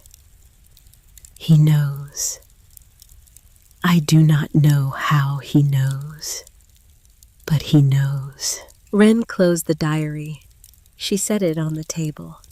She put both palms flat on the table beside it, and she made herself breathe. Her grandfather had been murdered. Her grandfather had been murdered by Asa Crowder because her grandfather had spent 10 years building a case that was about to land in front of the federal government in Washington. and the case was in her kitchen. And Asa Crowder had offered her $5,000 to walk away. And when she had said no, Asa Crowder had decided something.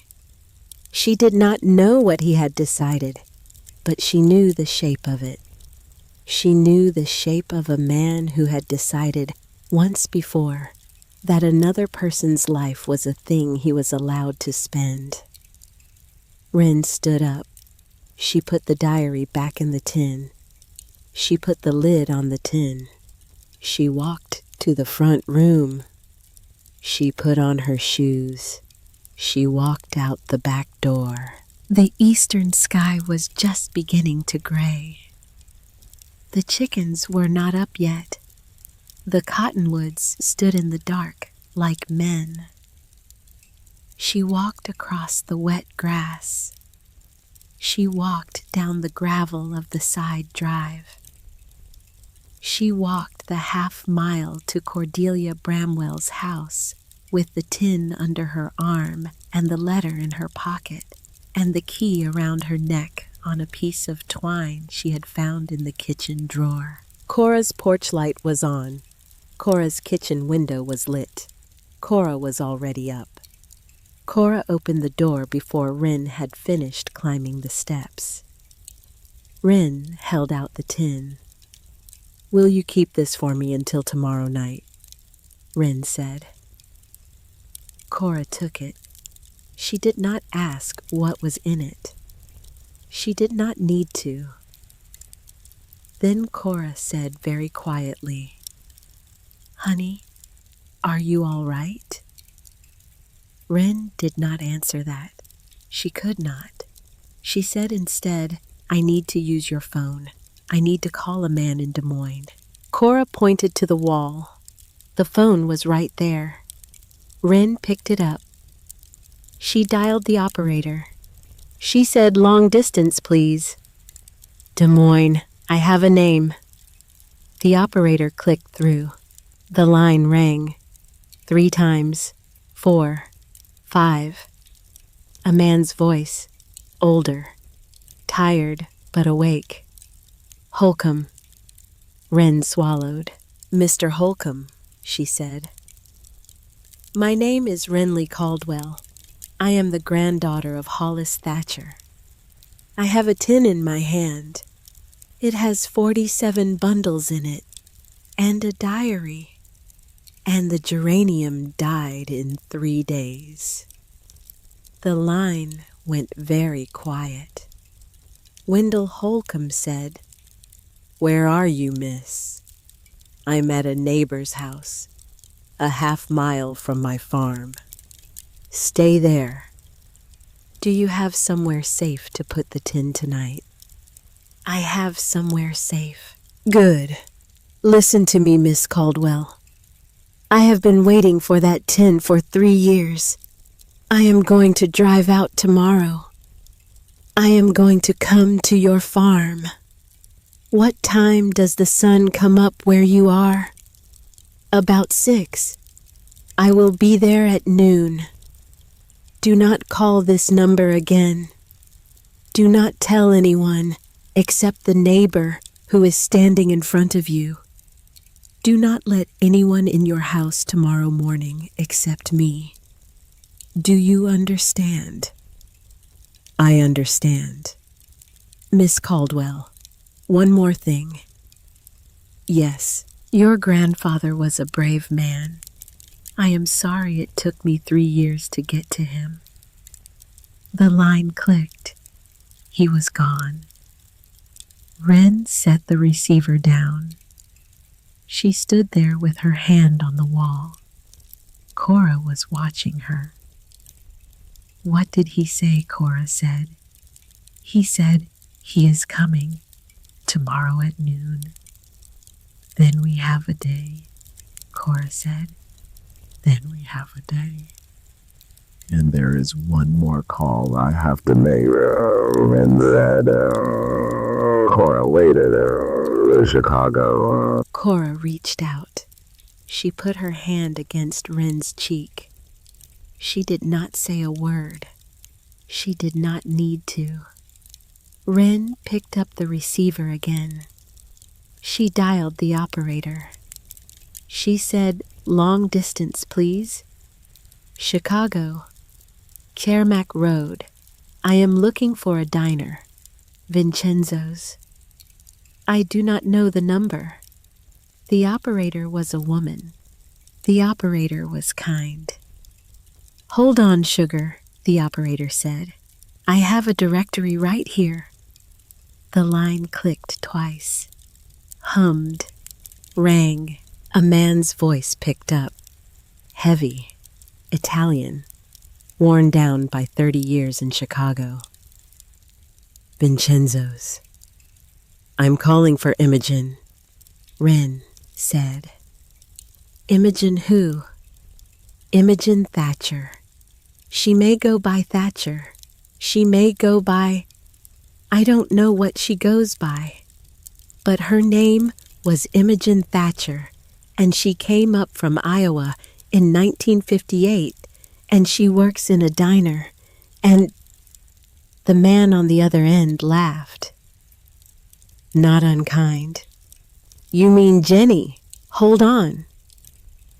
The receiver clunked down on a hard surface. Far away on the other end of the line, Wren could hear plates being stacked, a grill hissing, somebody laughing. A jukebox playing was that Patsy Cline. Crazy, faint, tiny, almost 1,000 miles away and into her ear through a wire. Footsteps, a woman's voice in the background. "Jenny, you got a call." A pause, then footsteps coming closer. The receiver being picked up, breath into the mouthpiece. And a woman's voice said, "This is Imogen." Wren opened her mouth. She closed it. She opened it again. She said, and she did not know where the words came from. They came out before she chose them. They came out the way water comes out of a pump when the handle has been waiting long enough. "I'm calling from the farm." A silence on the other end. A silence so complete that Wren thought the line had gone dead. Then a small sound. A small, broken sound. Not a word. The sound a person makes when they have stopped breathing without meaning to and have just now remembered to start again. "Which," the woman said. "Which farm?" "The Thatcher farm. Your father's farm." Another silence, then the voice. Different now. Smaller. Thinner. The voice of a woman who was sliding down a wall in a back hallway of a diner on Carmack Road and did not yet know that she was doing it. Who is this? Wren looked at the wall. She looked at a hand-stitched sampler on the wall that read, "Bless this house." She said, "My name is Renly Caldwell." The line went so quiet, Wren could hear the long-distance hum behind it. Then she heard the woman start to cry. Not loud, quiet, the way a person cries who has been holding a thing inside her body for 17 years and has just been given permission by a single sentence over a wire to set it down. "Oh," the woman said. Just that. "Oh." Wren closed her eyes.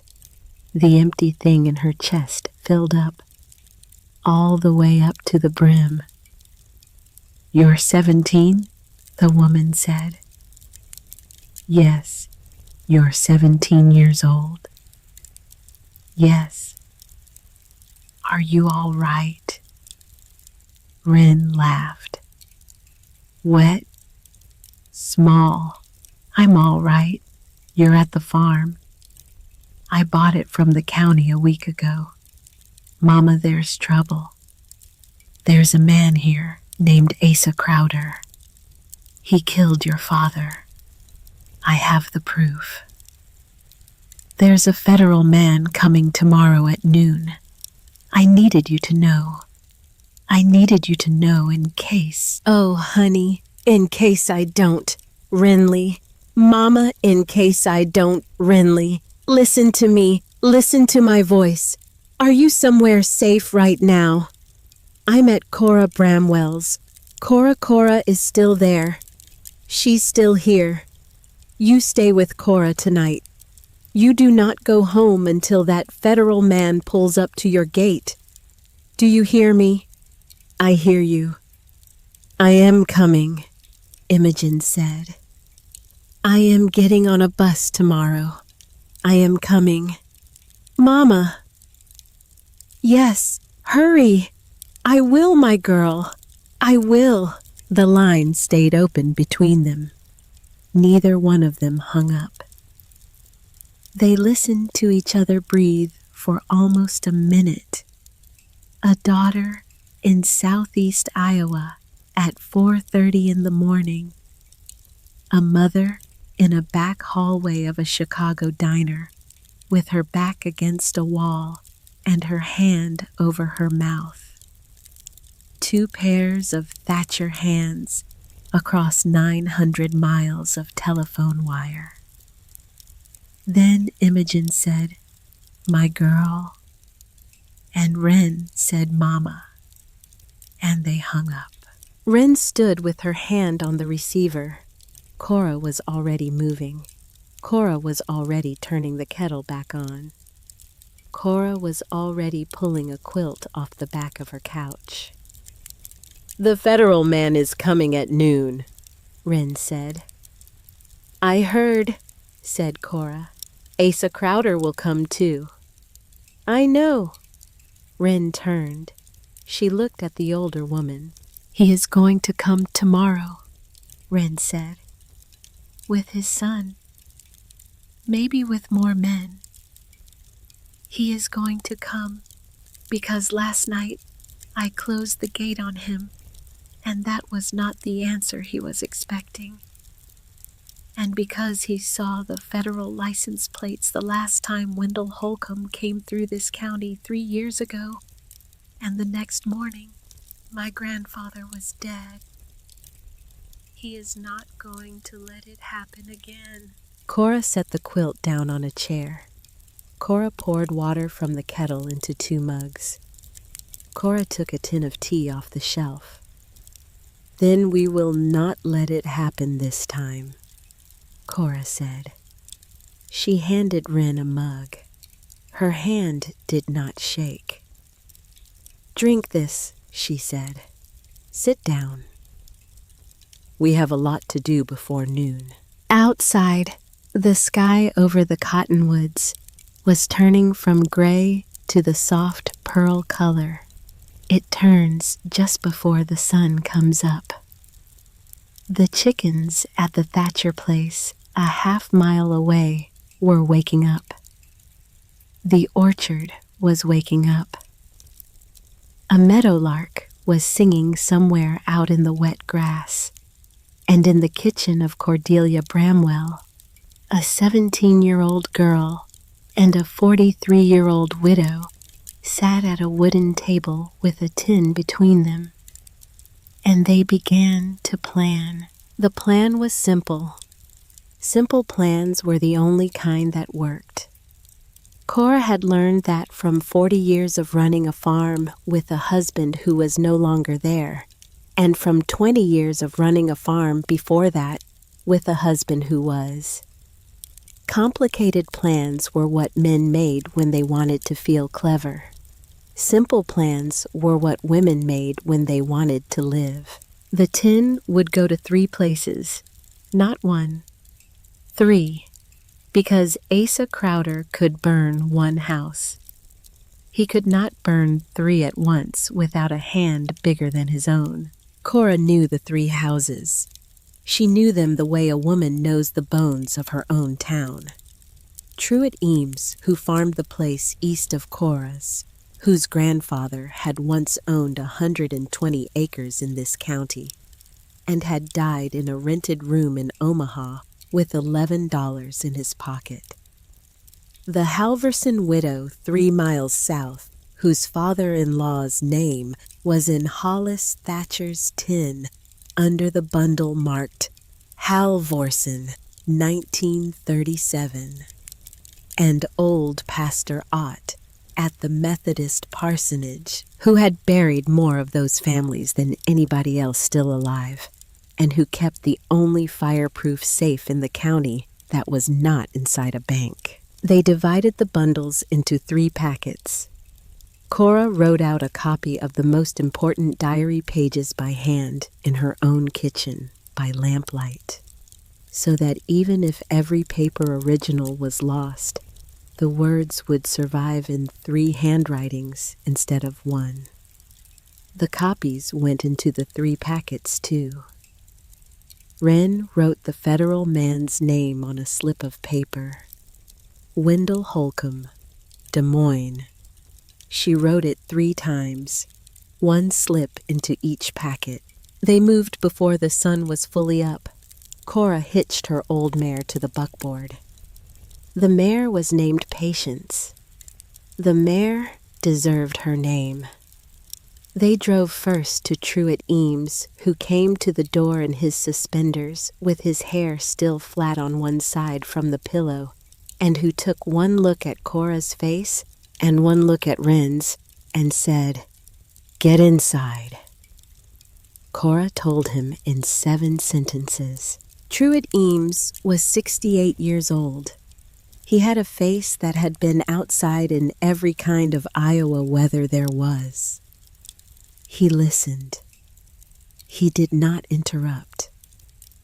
When Cora was done, he reached down to a bottom kitchen drawer and pulled out a single-action revolver wrapped in oilcloth.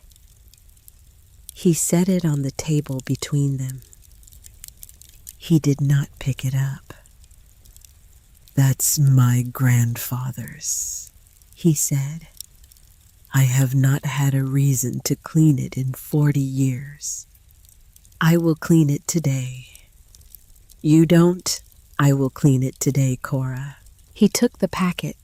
He walked it to a back room. He came back without it. He poured them coffee. He said, "Tell me what you need from me." Cora told him. By the time the buckboard rolled out of his yard, 3 more phone calls had been made on Truett Eames's wall phone. 3 names, 3 farms, 3 sons and grandsons of families in Hollis Thatcher's tin. By noon, those 3 would have called 9 more. By noon, those 9 would have called 20. This was how a county that did not on paper owe anything to anybody decided to remember what it owed.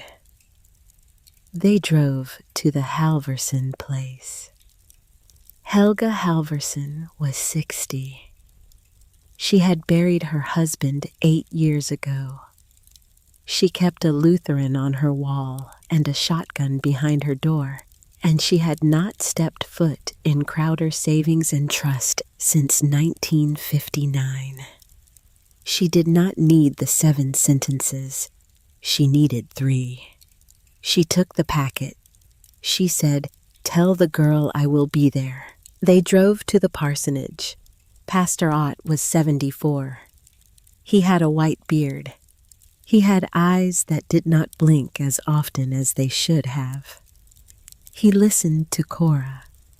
Then he closed his Bible, which had been open on the desk in front of him, to a passage from Isaiah, and he said, "Cordelia, I have been waiting to be useful in this matter for 30 years.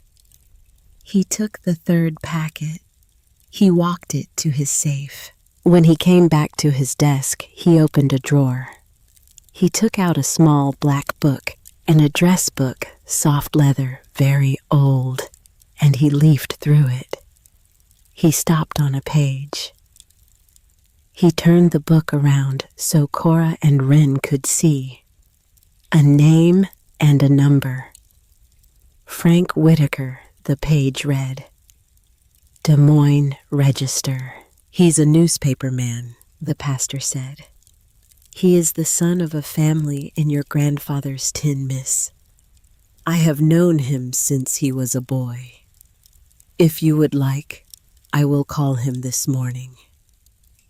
I will tell him that something is happening out at the Thatcher place at noon today.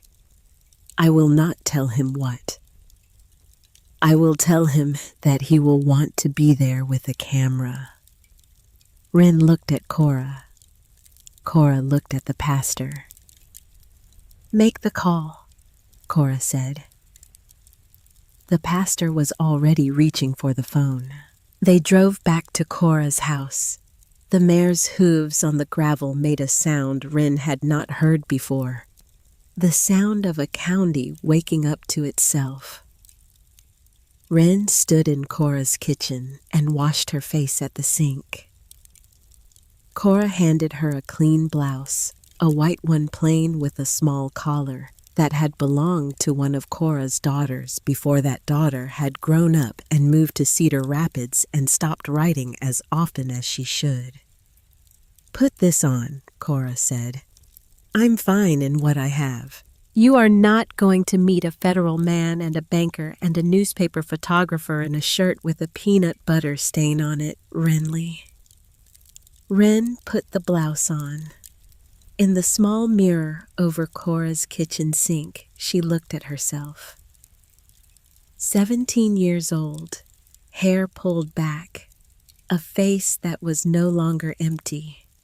A face that had something in it now sitting just under the surface that had not been there 3 days ago. She did not have a word for it. But Cora, who was watching her from the doorway, did. Your mother had that look, Cora said. The summer she carried you. What look? The look of a woman who has decided. Wren did not answer that. She did not trust her voice. They drove the buckboard back to the Thatcher place. The sun was up. The dew was gone. The cottonwoods were still. The air had the heavy quiet of an Iowa morning that was deciding what kind of day it was going to be. The chickens met them at the gate. The Rhode Island red wren had taken to calling her Beatrice, came up to the gate and waited for Wren to get down off the wagon. Beatrice followed her up the track to the house the way a small, brave dog might follow. Wren walked through the front door, through the front room, down the hallway, to the door. It was still open. She had not closed it since Cora had left yesterday. She did not think she could. She stepped inside the small room. She walked to the desk. She picked up the 4 photographs. Hollis, Imogen at 16. Roan and Imogen laughing. The baby. Wrenly. March 1956. She carried them out to the front room. She laid them on the mantel above the cold fireplace, side by side, in order, so that anybody walking into this house today would see 4 faces before they saw anything else. She set the diary next to them, open, to the page about the geranium. She did not hide anything. She wanted Asa Crowder to know when he walked in that she knew. Cora was watching her from the doorway. You're sure? Cora said. I'm sure. Cora nodded. Cora walked out to the porch. Cora sat in the rocker. Cora pulled a piece of mending out of her bag and threaded a needle and began to sew a button on a shirt that did not particularly need it. Wren walked back outside. She crossed the yard. She fed the chickens. She drew a fresh bucket of water from the well. She set the bucket on the porch railing. She walked back to the orchard. She stood under the third apple tree. She put her hand on the trunk. The bark was warm from the morning sun. She did not say anything. She did not have a prayer ready. She did not know any prayers. She had not been raised in a church. But she stood there for a minute, and she thought in the silent shape that thoughts make in the back of the head, Grandpa. I never met you. I am your blood. I am standing in your orchard. I am going to finish it. The apple tree did not answer. Apple trees do not answer. But a small wind moved through the leaves. The leaves made a sound that was not yes and was not no, but was something a man's voice might make if he had been waiting in an orchard for a long time and had just now been told he could rest. Wren walked back to the house. Odessa came at 10. Wren had not expected that. The Buick rolled up the track. Slow.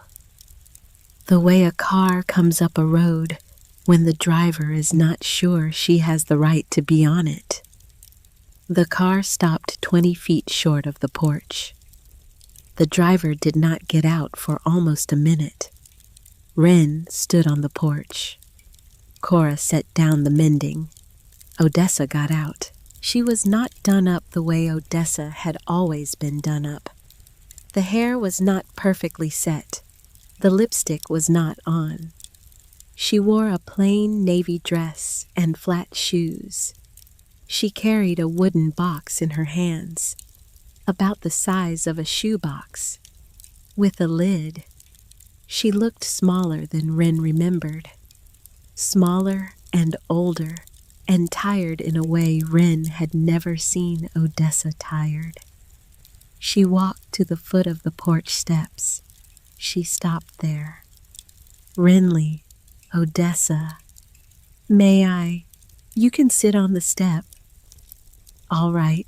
Odessa sat on the top step, knees together, the wooden box on her lap, her hands folded over the lid.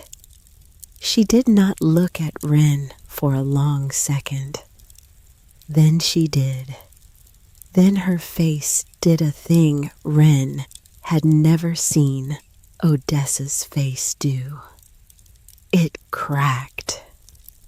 I don't deserve to be here, Odessa said. Wren did not answer. I am not asking to be here. I came to give you this and to say some things, and then I'll go. You don't have to say anything back. You don't even have to listen if you don't want to. I'll listen. Odessa looked up. All right, she said. All right, thank you. She put a hand on the box. She started. Your father did not love me. It was not what Wren was expecting. It was not what she was expecting at all. Odessa kept going. He married me. He was kind to me. He provided for me. He never raised his hand to me. He never raised his voice. He was a good husband in every way that a man can be a good husband, except the one that mattered. He did not love me. He loved her. He always loved her, and I knew it the whole time. Wren was very still. I knew it the night of our wedding. I knew it the morning after. I knew it every Sunday at church when she sat in the back row with you in her arms, and he would not look at her, and she would not look at him, and the whole back of my neck was on fire because everybody in that church knew it too. I knew it every time he came home late from the store, and I asked where he had been, and he said just driving. And I knew he had driven past her father's farm on the gravel road. Just driven past. Just to look at the lights in the windows. Odessa's hands were tight on the box. And then she left. And she left you. She left you on our doorstep. On our doorstep. And I should have loved you. I should have. You were a baby. You did not choose any of it.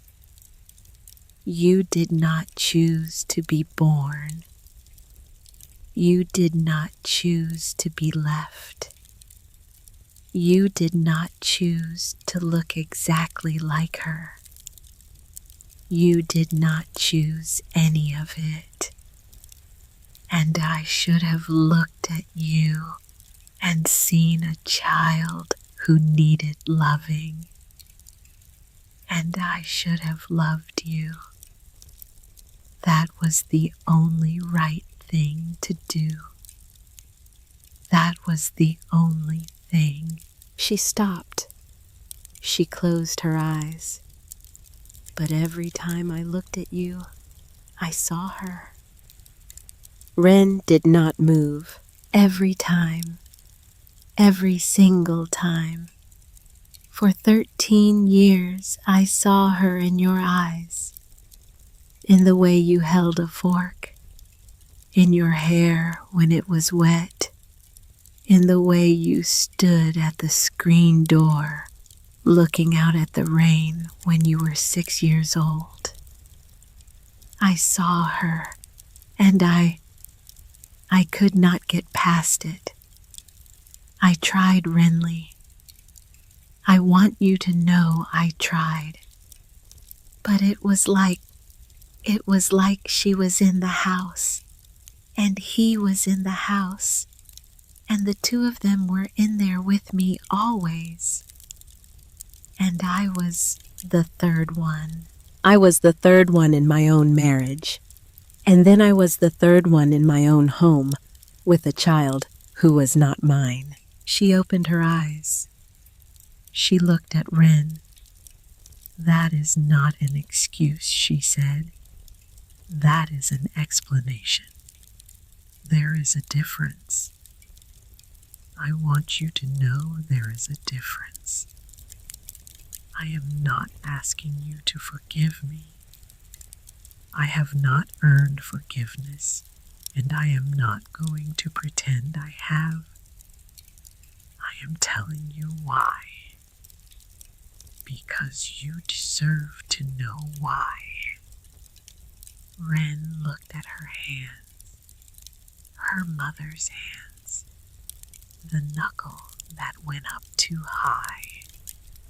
The hands Odessa had once told her were ugly. You took it out on me, Wren said. Yes. For 13 years. Yes, I was a child. You were a child. It was not your fault. It was never your fault. It was never one single thing your fault. You threw me out over a plate.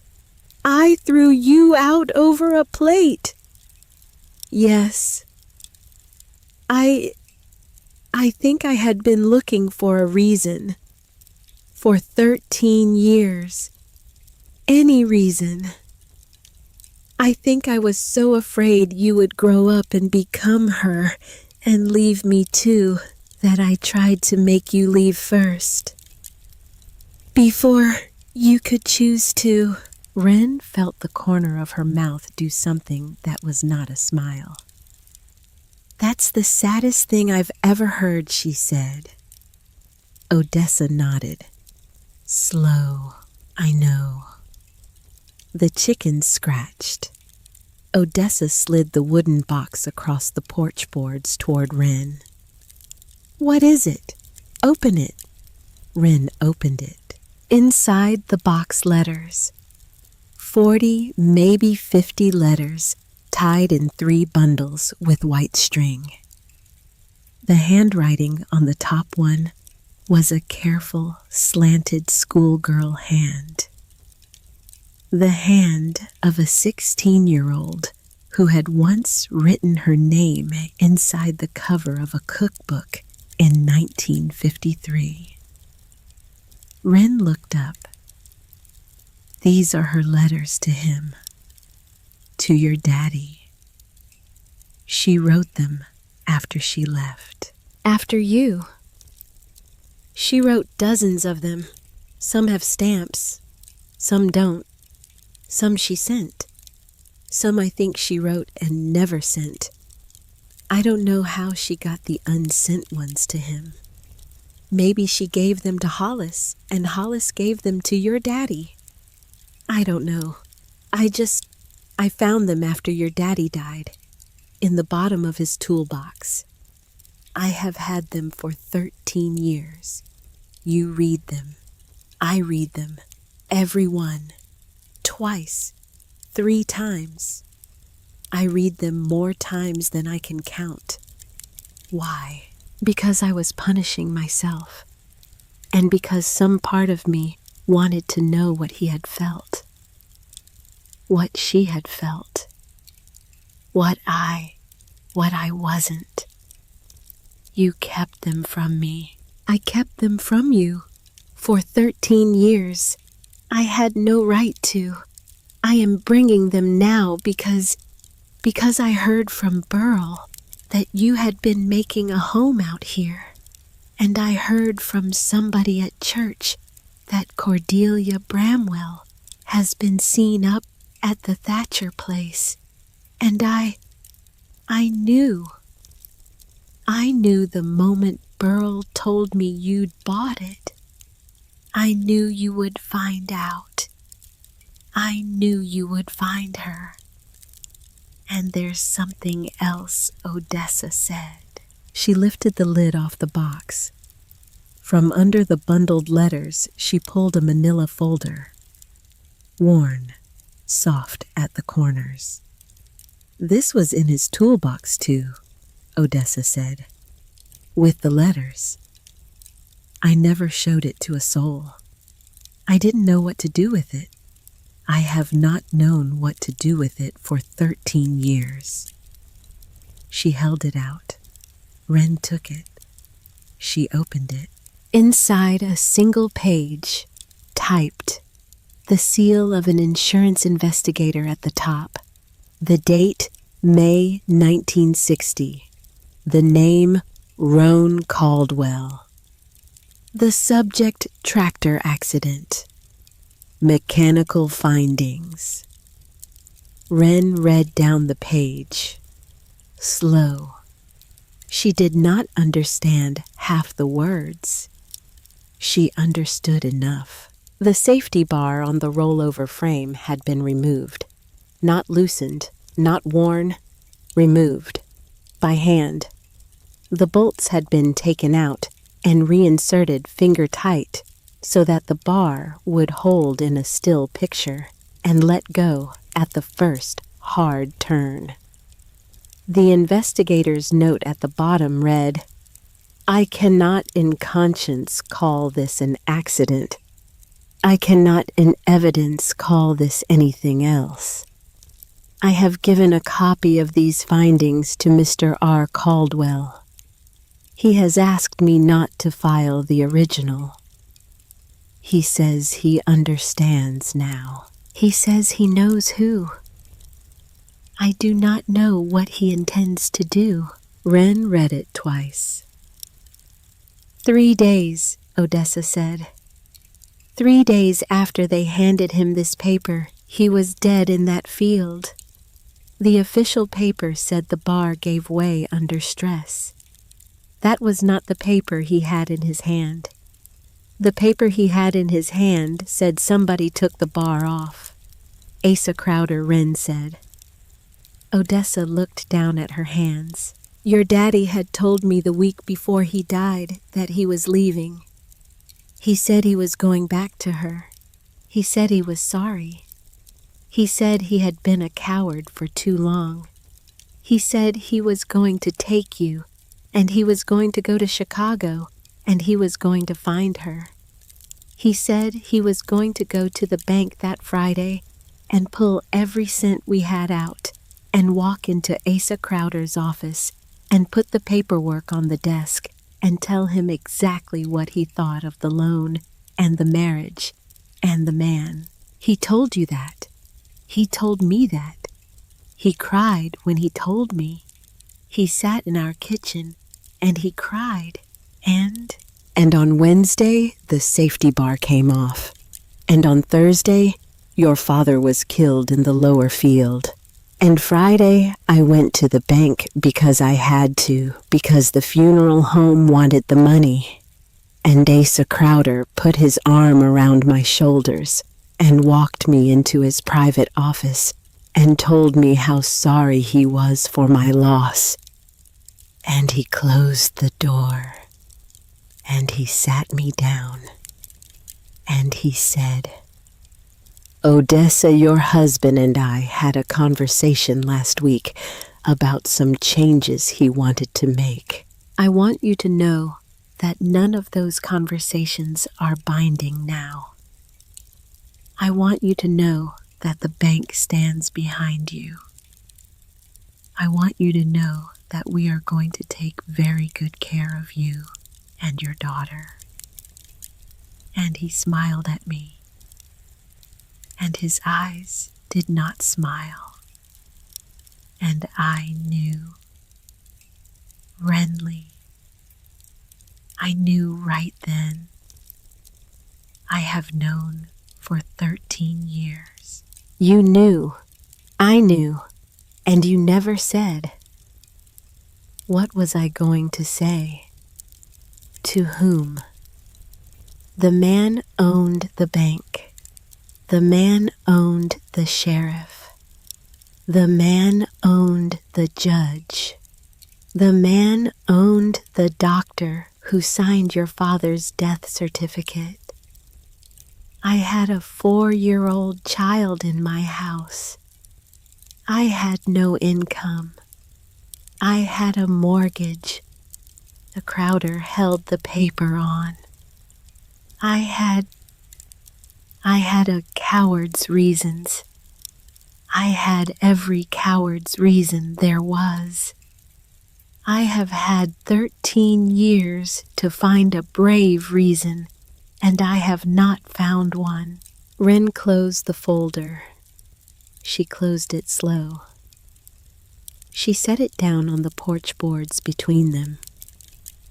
I'm going to need this today, she said. I thought you might. The two of them sat on the porch. The sun moved a 1/4 inch. Odessa said, He's coming, isn't he? He's coming. When? Noon. You should not be here alone. Cora is here. A federal man is coming.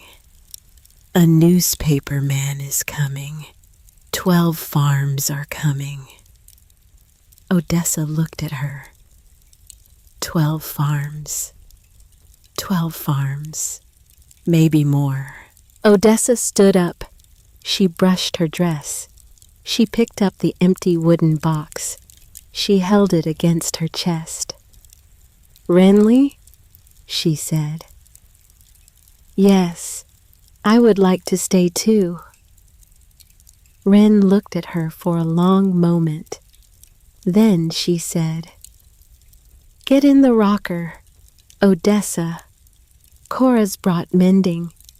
There's an extra chair on the side porch." Odessa nodded once. She walked up the steps. She did not look at Cora. Cora did not look at her. They did not need to. She sat in the side porch chair. She set the wooden box on her lap. She folded her hands over it. She watched the gate. At 11:45, the first truck came up the track. It was Truett Eames in his '54 Chevy. He drove past the house. He drove down to the bottom of the orchard. He parked sideways across the lower fence line. He got out. He walked back up the slope. He climbed the porch steps. He did not say a word. He sat down on the top step and he laid his grandfather's revolver across his lap. And he looked at the road. At 11:49, the second truck came. Helga Halverson. She was driving a flatbed Ford older than her husband had been.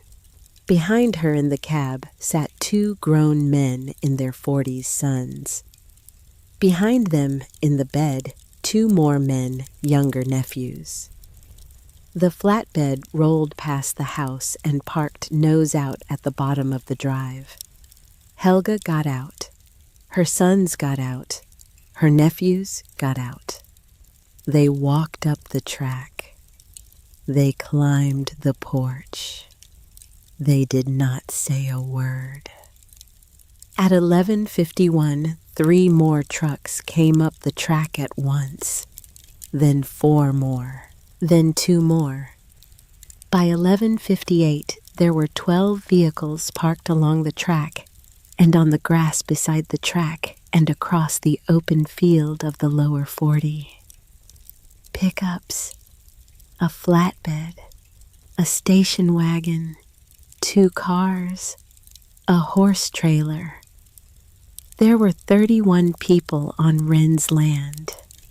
Men and women, sons and grandsons, daughters and granddaughters and widows. Most of them were over 50. 6 of them were over 70. None of them spoke. They stood in a quiet half circle that ran from the gate up the track around the porch and back. They did not crowd. They did not shout. They were not a mob. They were a wall. The kind of wall a small country town becomes when somebody finally rings the bell that has been hanging on the back of the kitchen door for 40 years. Wren walked out onto the porch. She looked at them. She did not know most of their names. She had a feeling looking at them that they all knew hers. "I'm Renly Caldwell," she said. A voice in the back said, "We know who you are, honey. I'm Hollis Thatcher's granddaughter." Several voices said, "We know. Asa Crowder is coming up that road in a few minutes. He is going to come up here to take this farm, and he is going to come up here to bury the papers my grandfather spent 10 years writing down. The papers are not here. The papers are at the parsonage and at the Halverson place and at Truett Eames's. Copies of the most important pages are in 3 handwritings. The federal man is on his way from Des Moines, so is a reporter from the Register." She paused. "I did not ask you to come." A voice from the side said, "Cora asked us to come." Another voice, "Truett asked us." Another, "The Lord asked us." Helga Halverson, standing at the bottom of the steps with her arms folded, said Honey. We have been coming. We have been coming for 40 years. We have been waiting for the road to bend back this way. It bent back this morning. Wren looked at her. She did not have a thing to say to that. The empty thing in her chest had been full for 2 days. It was something else now. It was a thing that did not have a word yet, because she was the first person in her family to feel it in this yard. She stepped back to the top of the porch steps. She waited. At 12 sharp, 2 cars came up the gravel road from town. The first car was the black Lincoln. The second car was a tan 4-door sedan with United States government plates. The Lincoln saw the trucks first. The Lincoln slowed. The Lincoln stopped at the gate. The tan sedan slowed and stopped 100 feet behind. Asa Crowder got out of the Lincoln. Lemuel Crowder, his son, 40 years old, the same silver hair coming in early, the same smile that did not reach the eyes, got out from the passenger side. 2 more men got out of the back. Big men. Men in suits that did not fit them. The kind of men you hired when you wanted a problem to be a different kind of problem. The 4 of them walked up to the closed gate. Asa Crowder looked at the trucks. He looked at the people. He looked at the porch. He saw Wren. He saw Cora. He saw Odessa sitting on the side porch with a wooden box in her lap.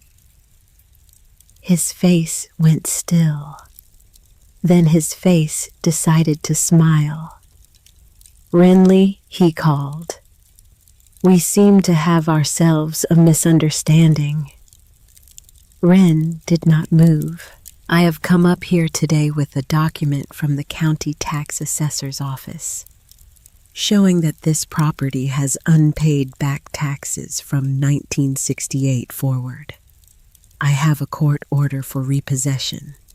I am, and I say this with regret. Honey, I am here to take possession of this farmstead today, as required by the state of Iowa. He held up a folder. He smiled some more. Now, he said, I see you've brought neighbors. That's neighborly. But we are going to need everybody to step back from this gate, please. This is a legal matter. We don't want anybody getting hurt. Behind him, the 2 suited men shifted their weight. Wren stepped forward to the edge of the porch. Mr. Crowder, she said. Yes, I have something for you. She held up the manila folder Odessa had brought. The investigator's report on her father's tractor. I have my father's death 3 days after a man took the safety bar off his tractor. I have my grandfather's diary with a glass of whiskey and a geranium that died in 3 days.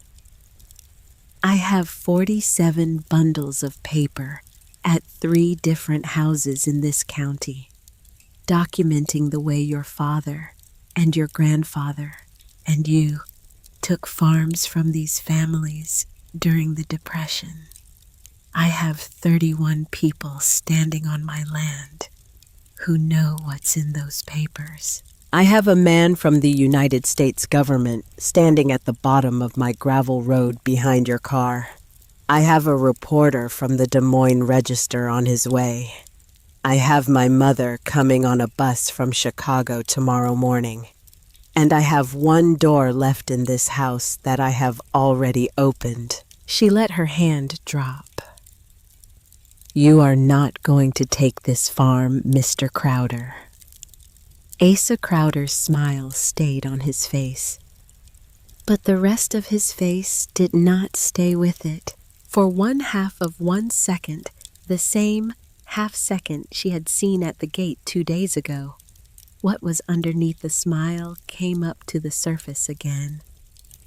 And what was underneath the smile was not a banker. What was underneath the smile was a man who had decided a long time ago that other people's lives were a thing he was allowed to spend, and who had now, for the first time in 40 years, been told no by somebody he could not buy. One of the suited men moved his hand toward the inside of his jacket. Truett Eames did not stand up. Truett Eames did not point his grandfather's revolver. Truett Eames just laid his hand on the weapon which had been sitting across his lap the whole time, and he looked at the man in the suit. The man in the suit stopped moving. At which point, Wendell Holcomb got out of the tan sedan. He was about 60, tall, thin. He wore a gray suit and a dark tie and a hat the kind men in his line of work had stopped wearing 5 years ago. But he had not. He walked up the gravel road. He was not in a hurry. He held a leather folder in one hand. Behind him, 2 state troopers got out of a second car that had pulled up while everyone had been looking the other way. Mr. Holcomb walked past the Lincoln. He walked up to the gate. He looked at Asa Crowder. "Mr. Crowder," he said, "my name is Wendell Holcomb. I am with the Federal Bureau of Investigation. I have a warrant for your arrest on charges of mail fraud conspiracy to defraud the United States in connection with federal farm relief programs administered between 1934 and 1941, and the obstruction of a federal investigation. I have a separate warrant for your son, Lemuel Crowder, on the same charges. The county attorney in Adair has a third warrant prepared pending review by a grand jury on a charge of murder in the first degree in the death of Hollis Thatcher in October of 1970. The state will move on that one within the week." He paused. "I would also like to inform you that the death of one Roan Caldwell on April 21st of 1960 has been reopened for investigation as of 7 o'clock this morning, based on evidence brought to our office overnight by a person of interest in this matter." He looked at Odessa on the side porch. Odessa did not look down. Odessa looked right at him. Asa Crowder's mouth moved. No sound came out of it. "Hands behind your back, please, Mr. Crowder." The Lincoln, the suited men, the smile, none of them helped him. They did not help him because they had never been the thing that mattered.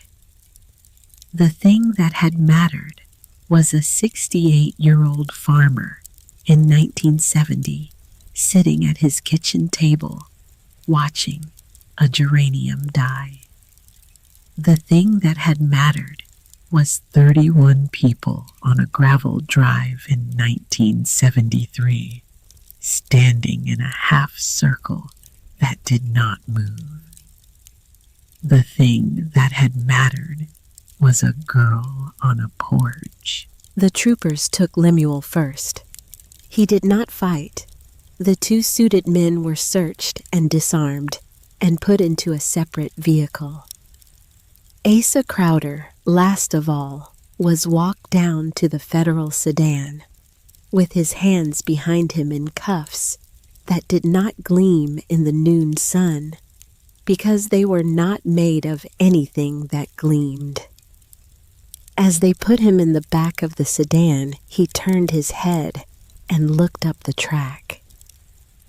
He looked past the trucks, past the people, up to the porch, to the girl standing on it. His face was not a smile anymore.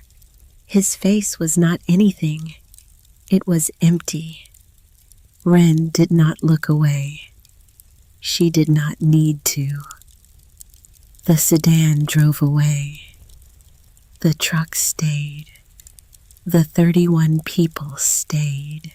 Helga Halverson walked up the porch steps. She put both of her hands on Wren's shoulders. She did not say anything. She just stood there for a long moment with her hands on the girl's shoulders, the way her own mother might have stood with her, the way a woman stands with another woman, to give the other woman a minute to come back into her body. Then Helga turned around to the people on the lawn, and she said, "Now we work."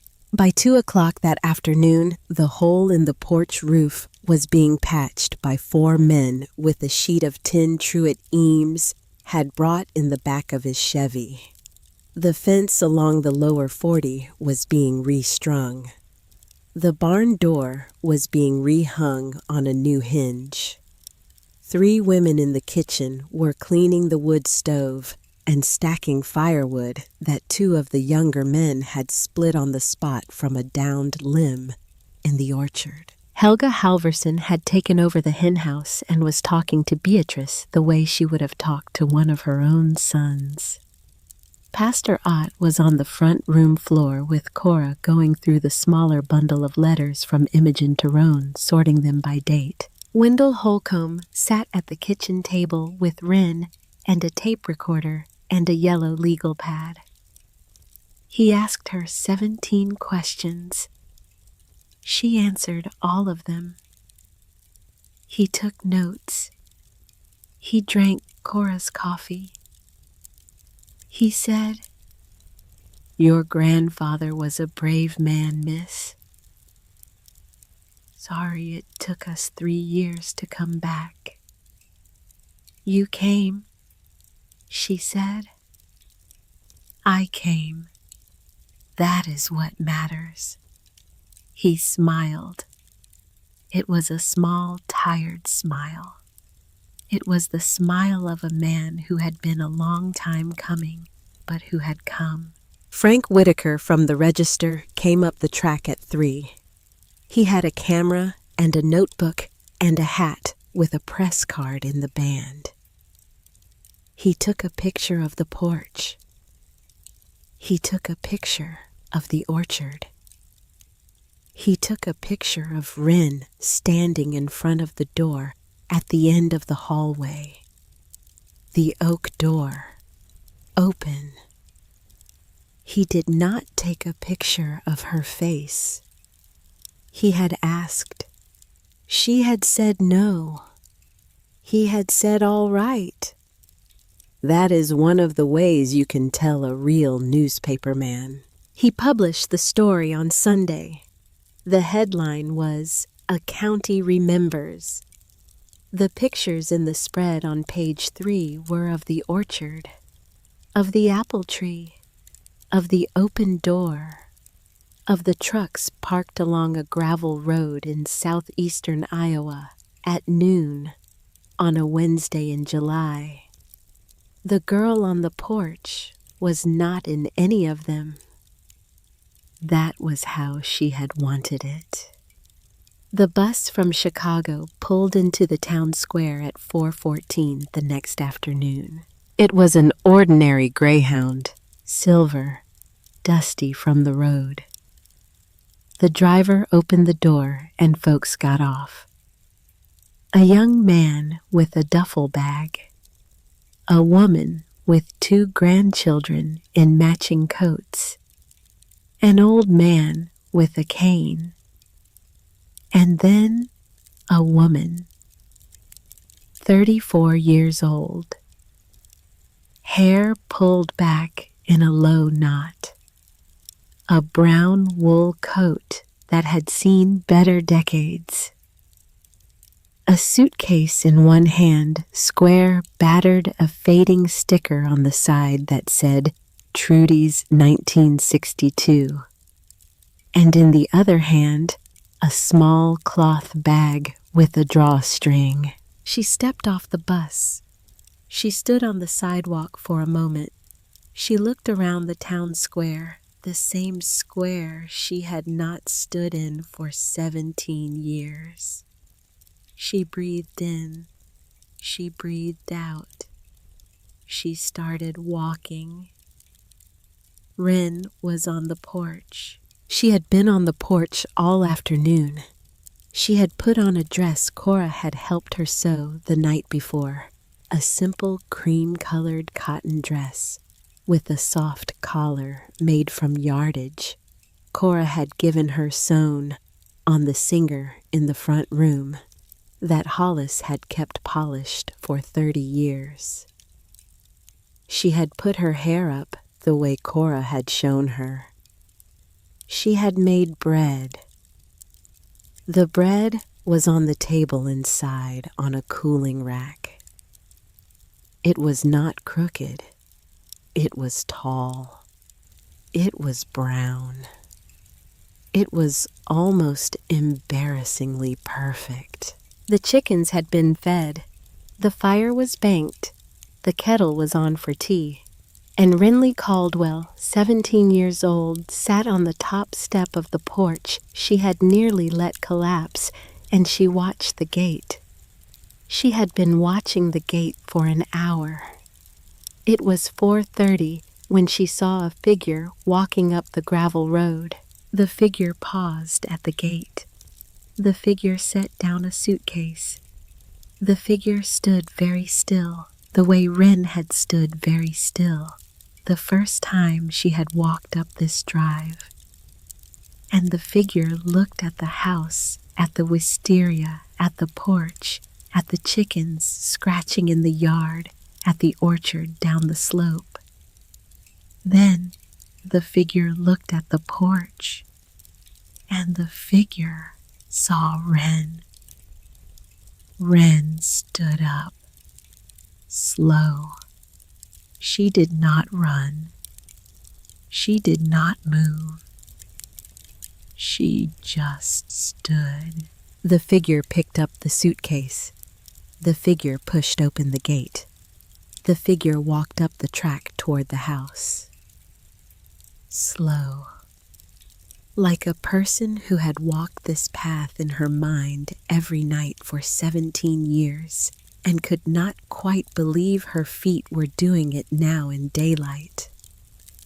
When she got to the bottom of the porch steps, the woman stopped. She set down the suitcase. She held the cloth bag against her chest. She looked up at Wren. Wren looked down at her. The two of them did not say anything for a long moment.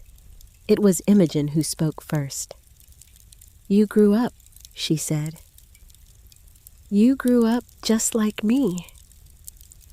Wren's mouth did a thing. She tried to speak. It took her 2 tries. "My bread is still crooked," she said. Imogen held up the cloth bag. "I brought sourdough starter," she said. "I came to fix it." Wren laughed. It came out wet and small and not all the way under control. Imogen laughed too. Then Renly Caldwell, 17 years old, walked down the porch steps in a cream cotton dress on a Thursday afternoon in July of 1973. And her mother walked up, and they met in the middle of the steps. Imogen set the bag down. Wren opened her arms, and for the first time in her life, for the very first time in 17 years on this earth, Renly Caldwell was held by the woman whose hand she had inherited, whose knuckle went up too high on the pointer, whose laugh she had only ever read about in a letter dated 1962, whose voice she had only ever heard through 900 miles of telephone wire at 4:30 in the morning 2 days ago. They did not say anything else for a while. They did not have to. The chickens kept scratching. The wisteria moved in a soft afternoon wind. The kettle in the kitchen started its slow whistle. And inside the house on the table was a loaf of bread that was tall and brown and not crooked at all. And there was a wooden box of letters on the sideboard. And there was a row of photographs on a mantel. And there was a small room at the end of the hall that had not been closed in days and would never be closed again. And there was a tin in 3 different houses in this county whose papers were going to put a 60-year-old man in a federal prison and bring back in slow, careful pieces 47 farms. And there was a porch step. On the porch step, a mother put her hands on her daughter's face. She looked at her, the way a person looks at a photograph she has been carrying in her pocket for 17 years and can finally lay flat on a table. "All right," Imogen said. Wren swallowed. "All right," she said. "Let's go inside." "All right, together." The woman who had left and the daughter who had been left. The cook from Chicago and the 17-year-old who had bought her own grandfather's farm for $40. The 2 pairs of Thatcher hands that had not held each other since February of 1958. They walked up the porch steps. The screen door closed behind them with a soft slap. The kettle whistled. The chickens settled. The sun moved a little farther west. Cordelia Bramwell, watching from her rocker on her own porch, a half-mile east, saw the screen door close behind them. She set down her mending. She closed her eyes. She said very quietly to a husband who had been gone 8 years, and a man named Hollis Thatcher, who had been gone 3 there. "You see, there." In the front room of the house, Imogen opened her bag of starter. Wren got down 2 cups for tea. The bread cooled on the rack. The photographs watched from the mantel. The diary lay open to its last page. And somewhere out in the orchard, the wind moved in the apple trees, where a key had once been buried, and where a stone had been set down on purpose by a man who had known even then that someday his granddaughter would come walking up the gravel road with $42 in a tin and a question with her name on it. He had been right. He had been right about all of it. The land had remembered, and so had they.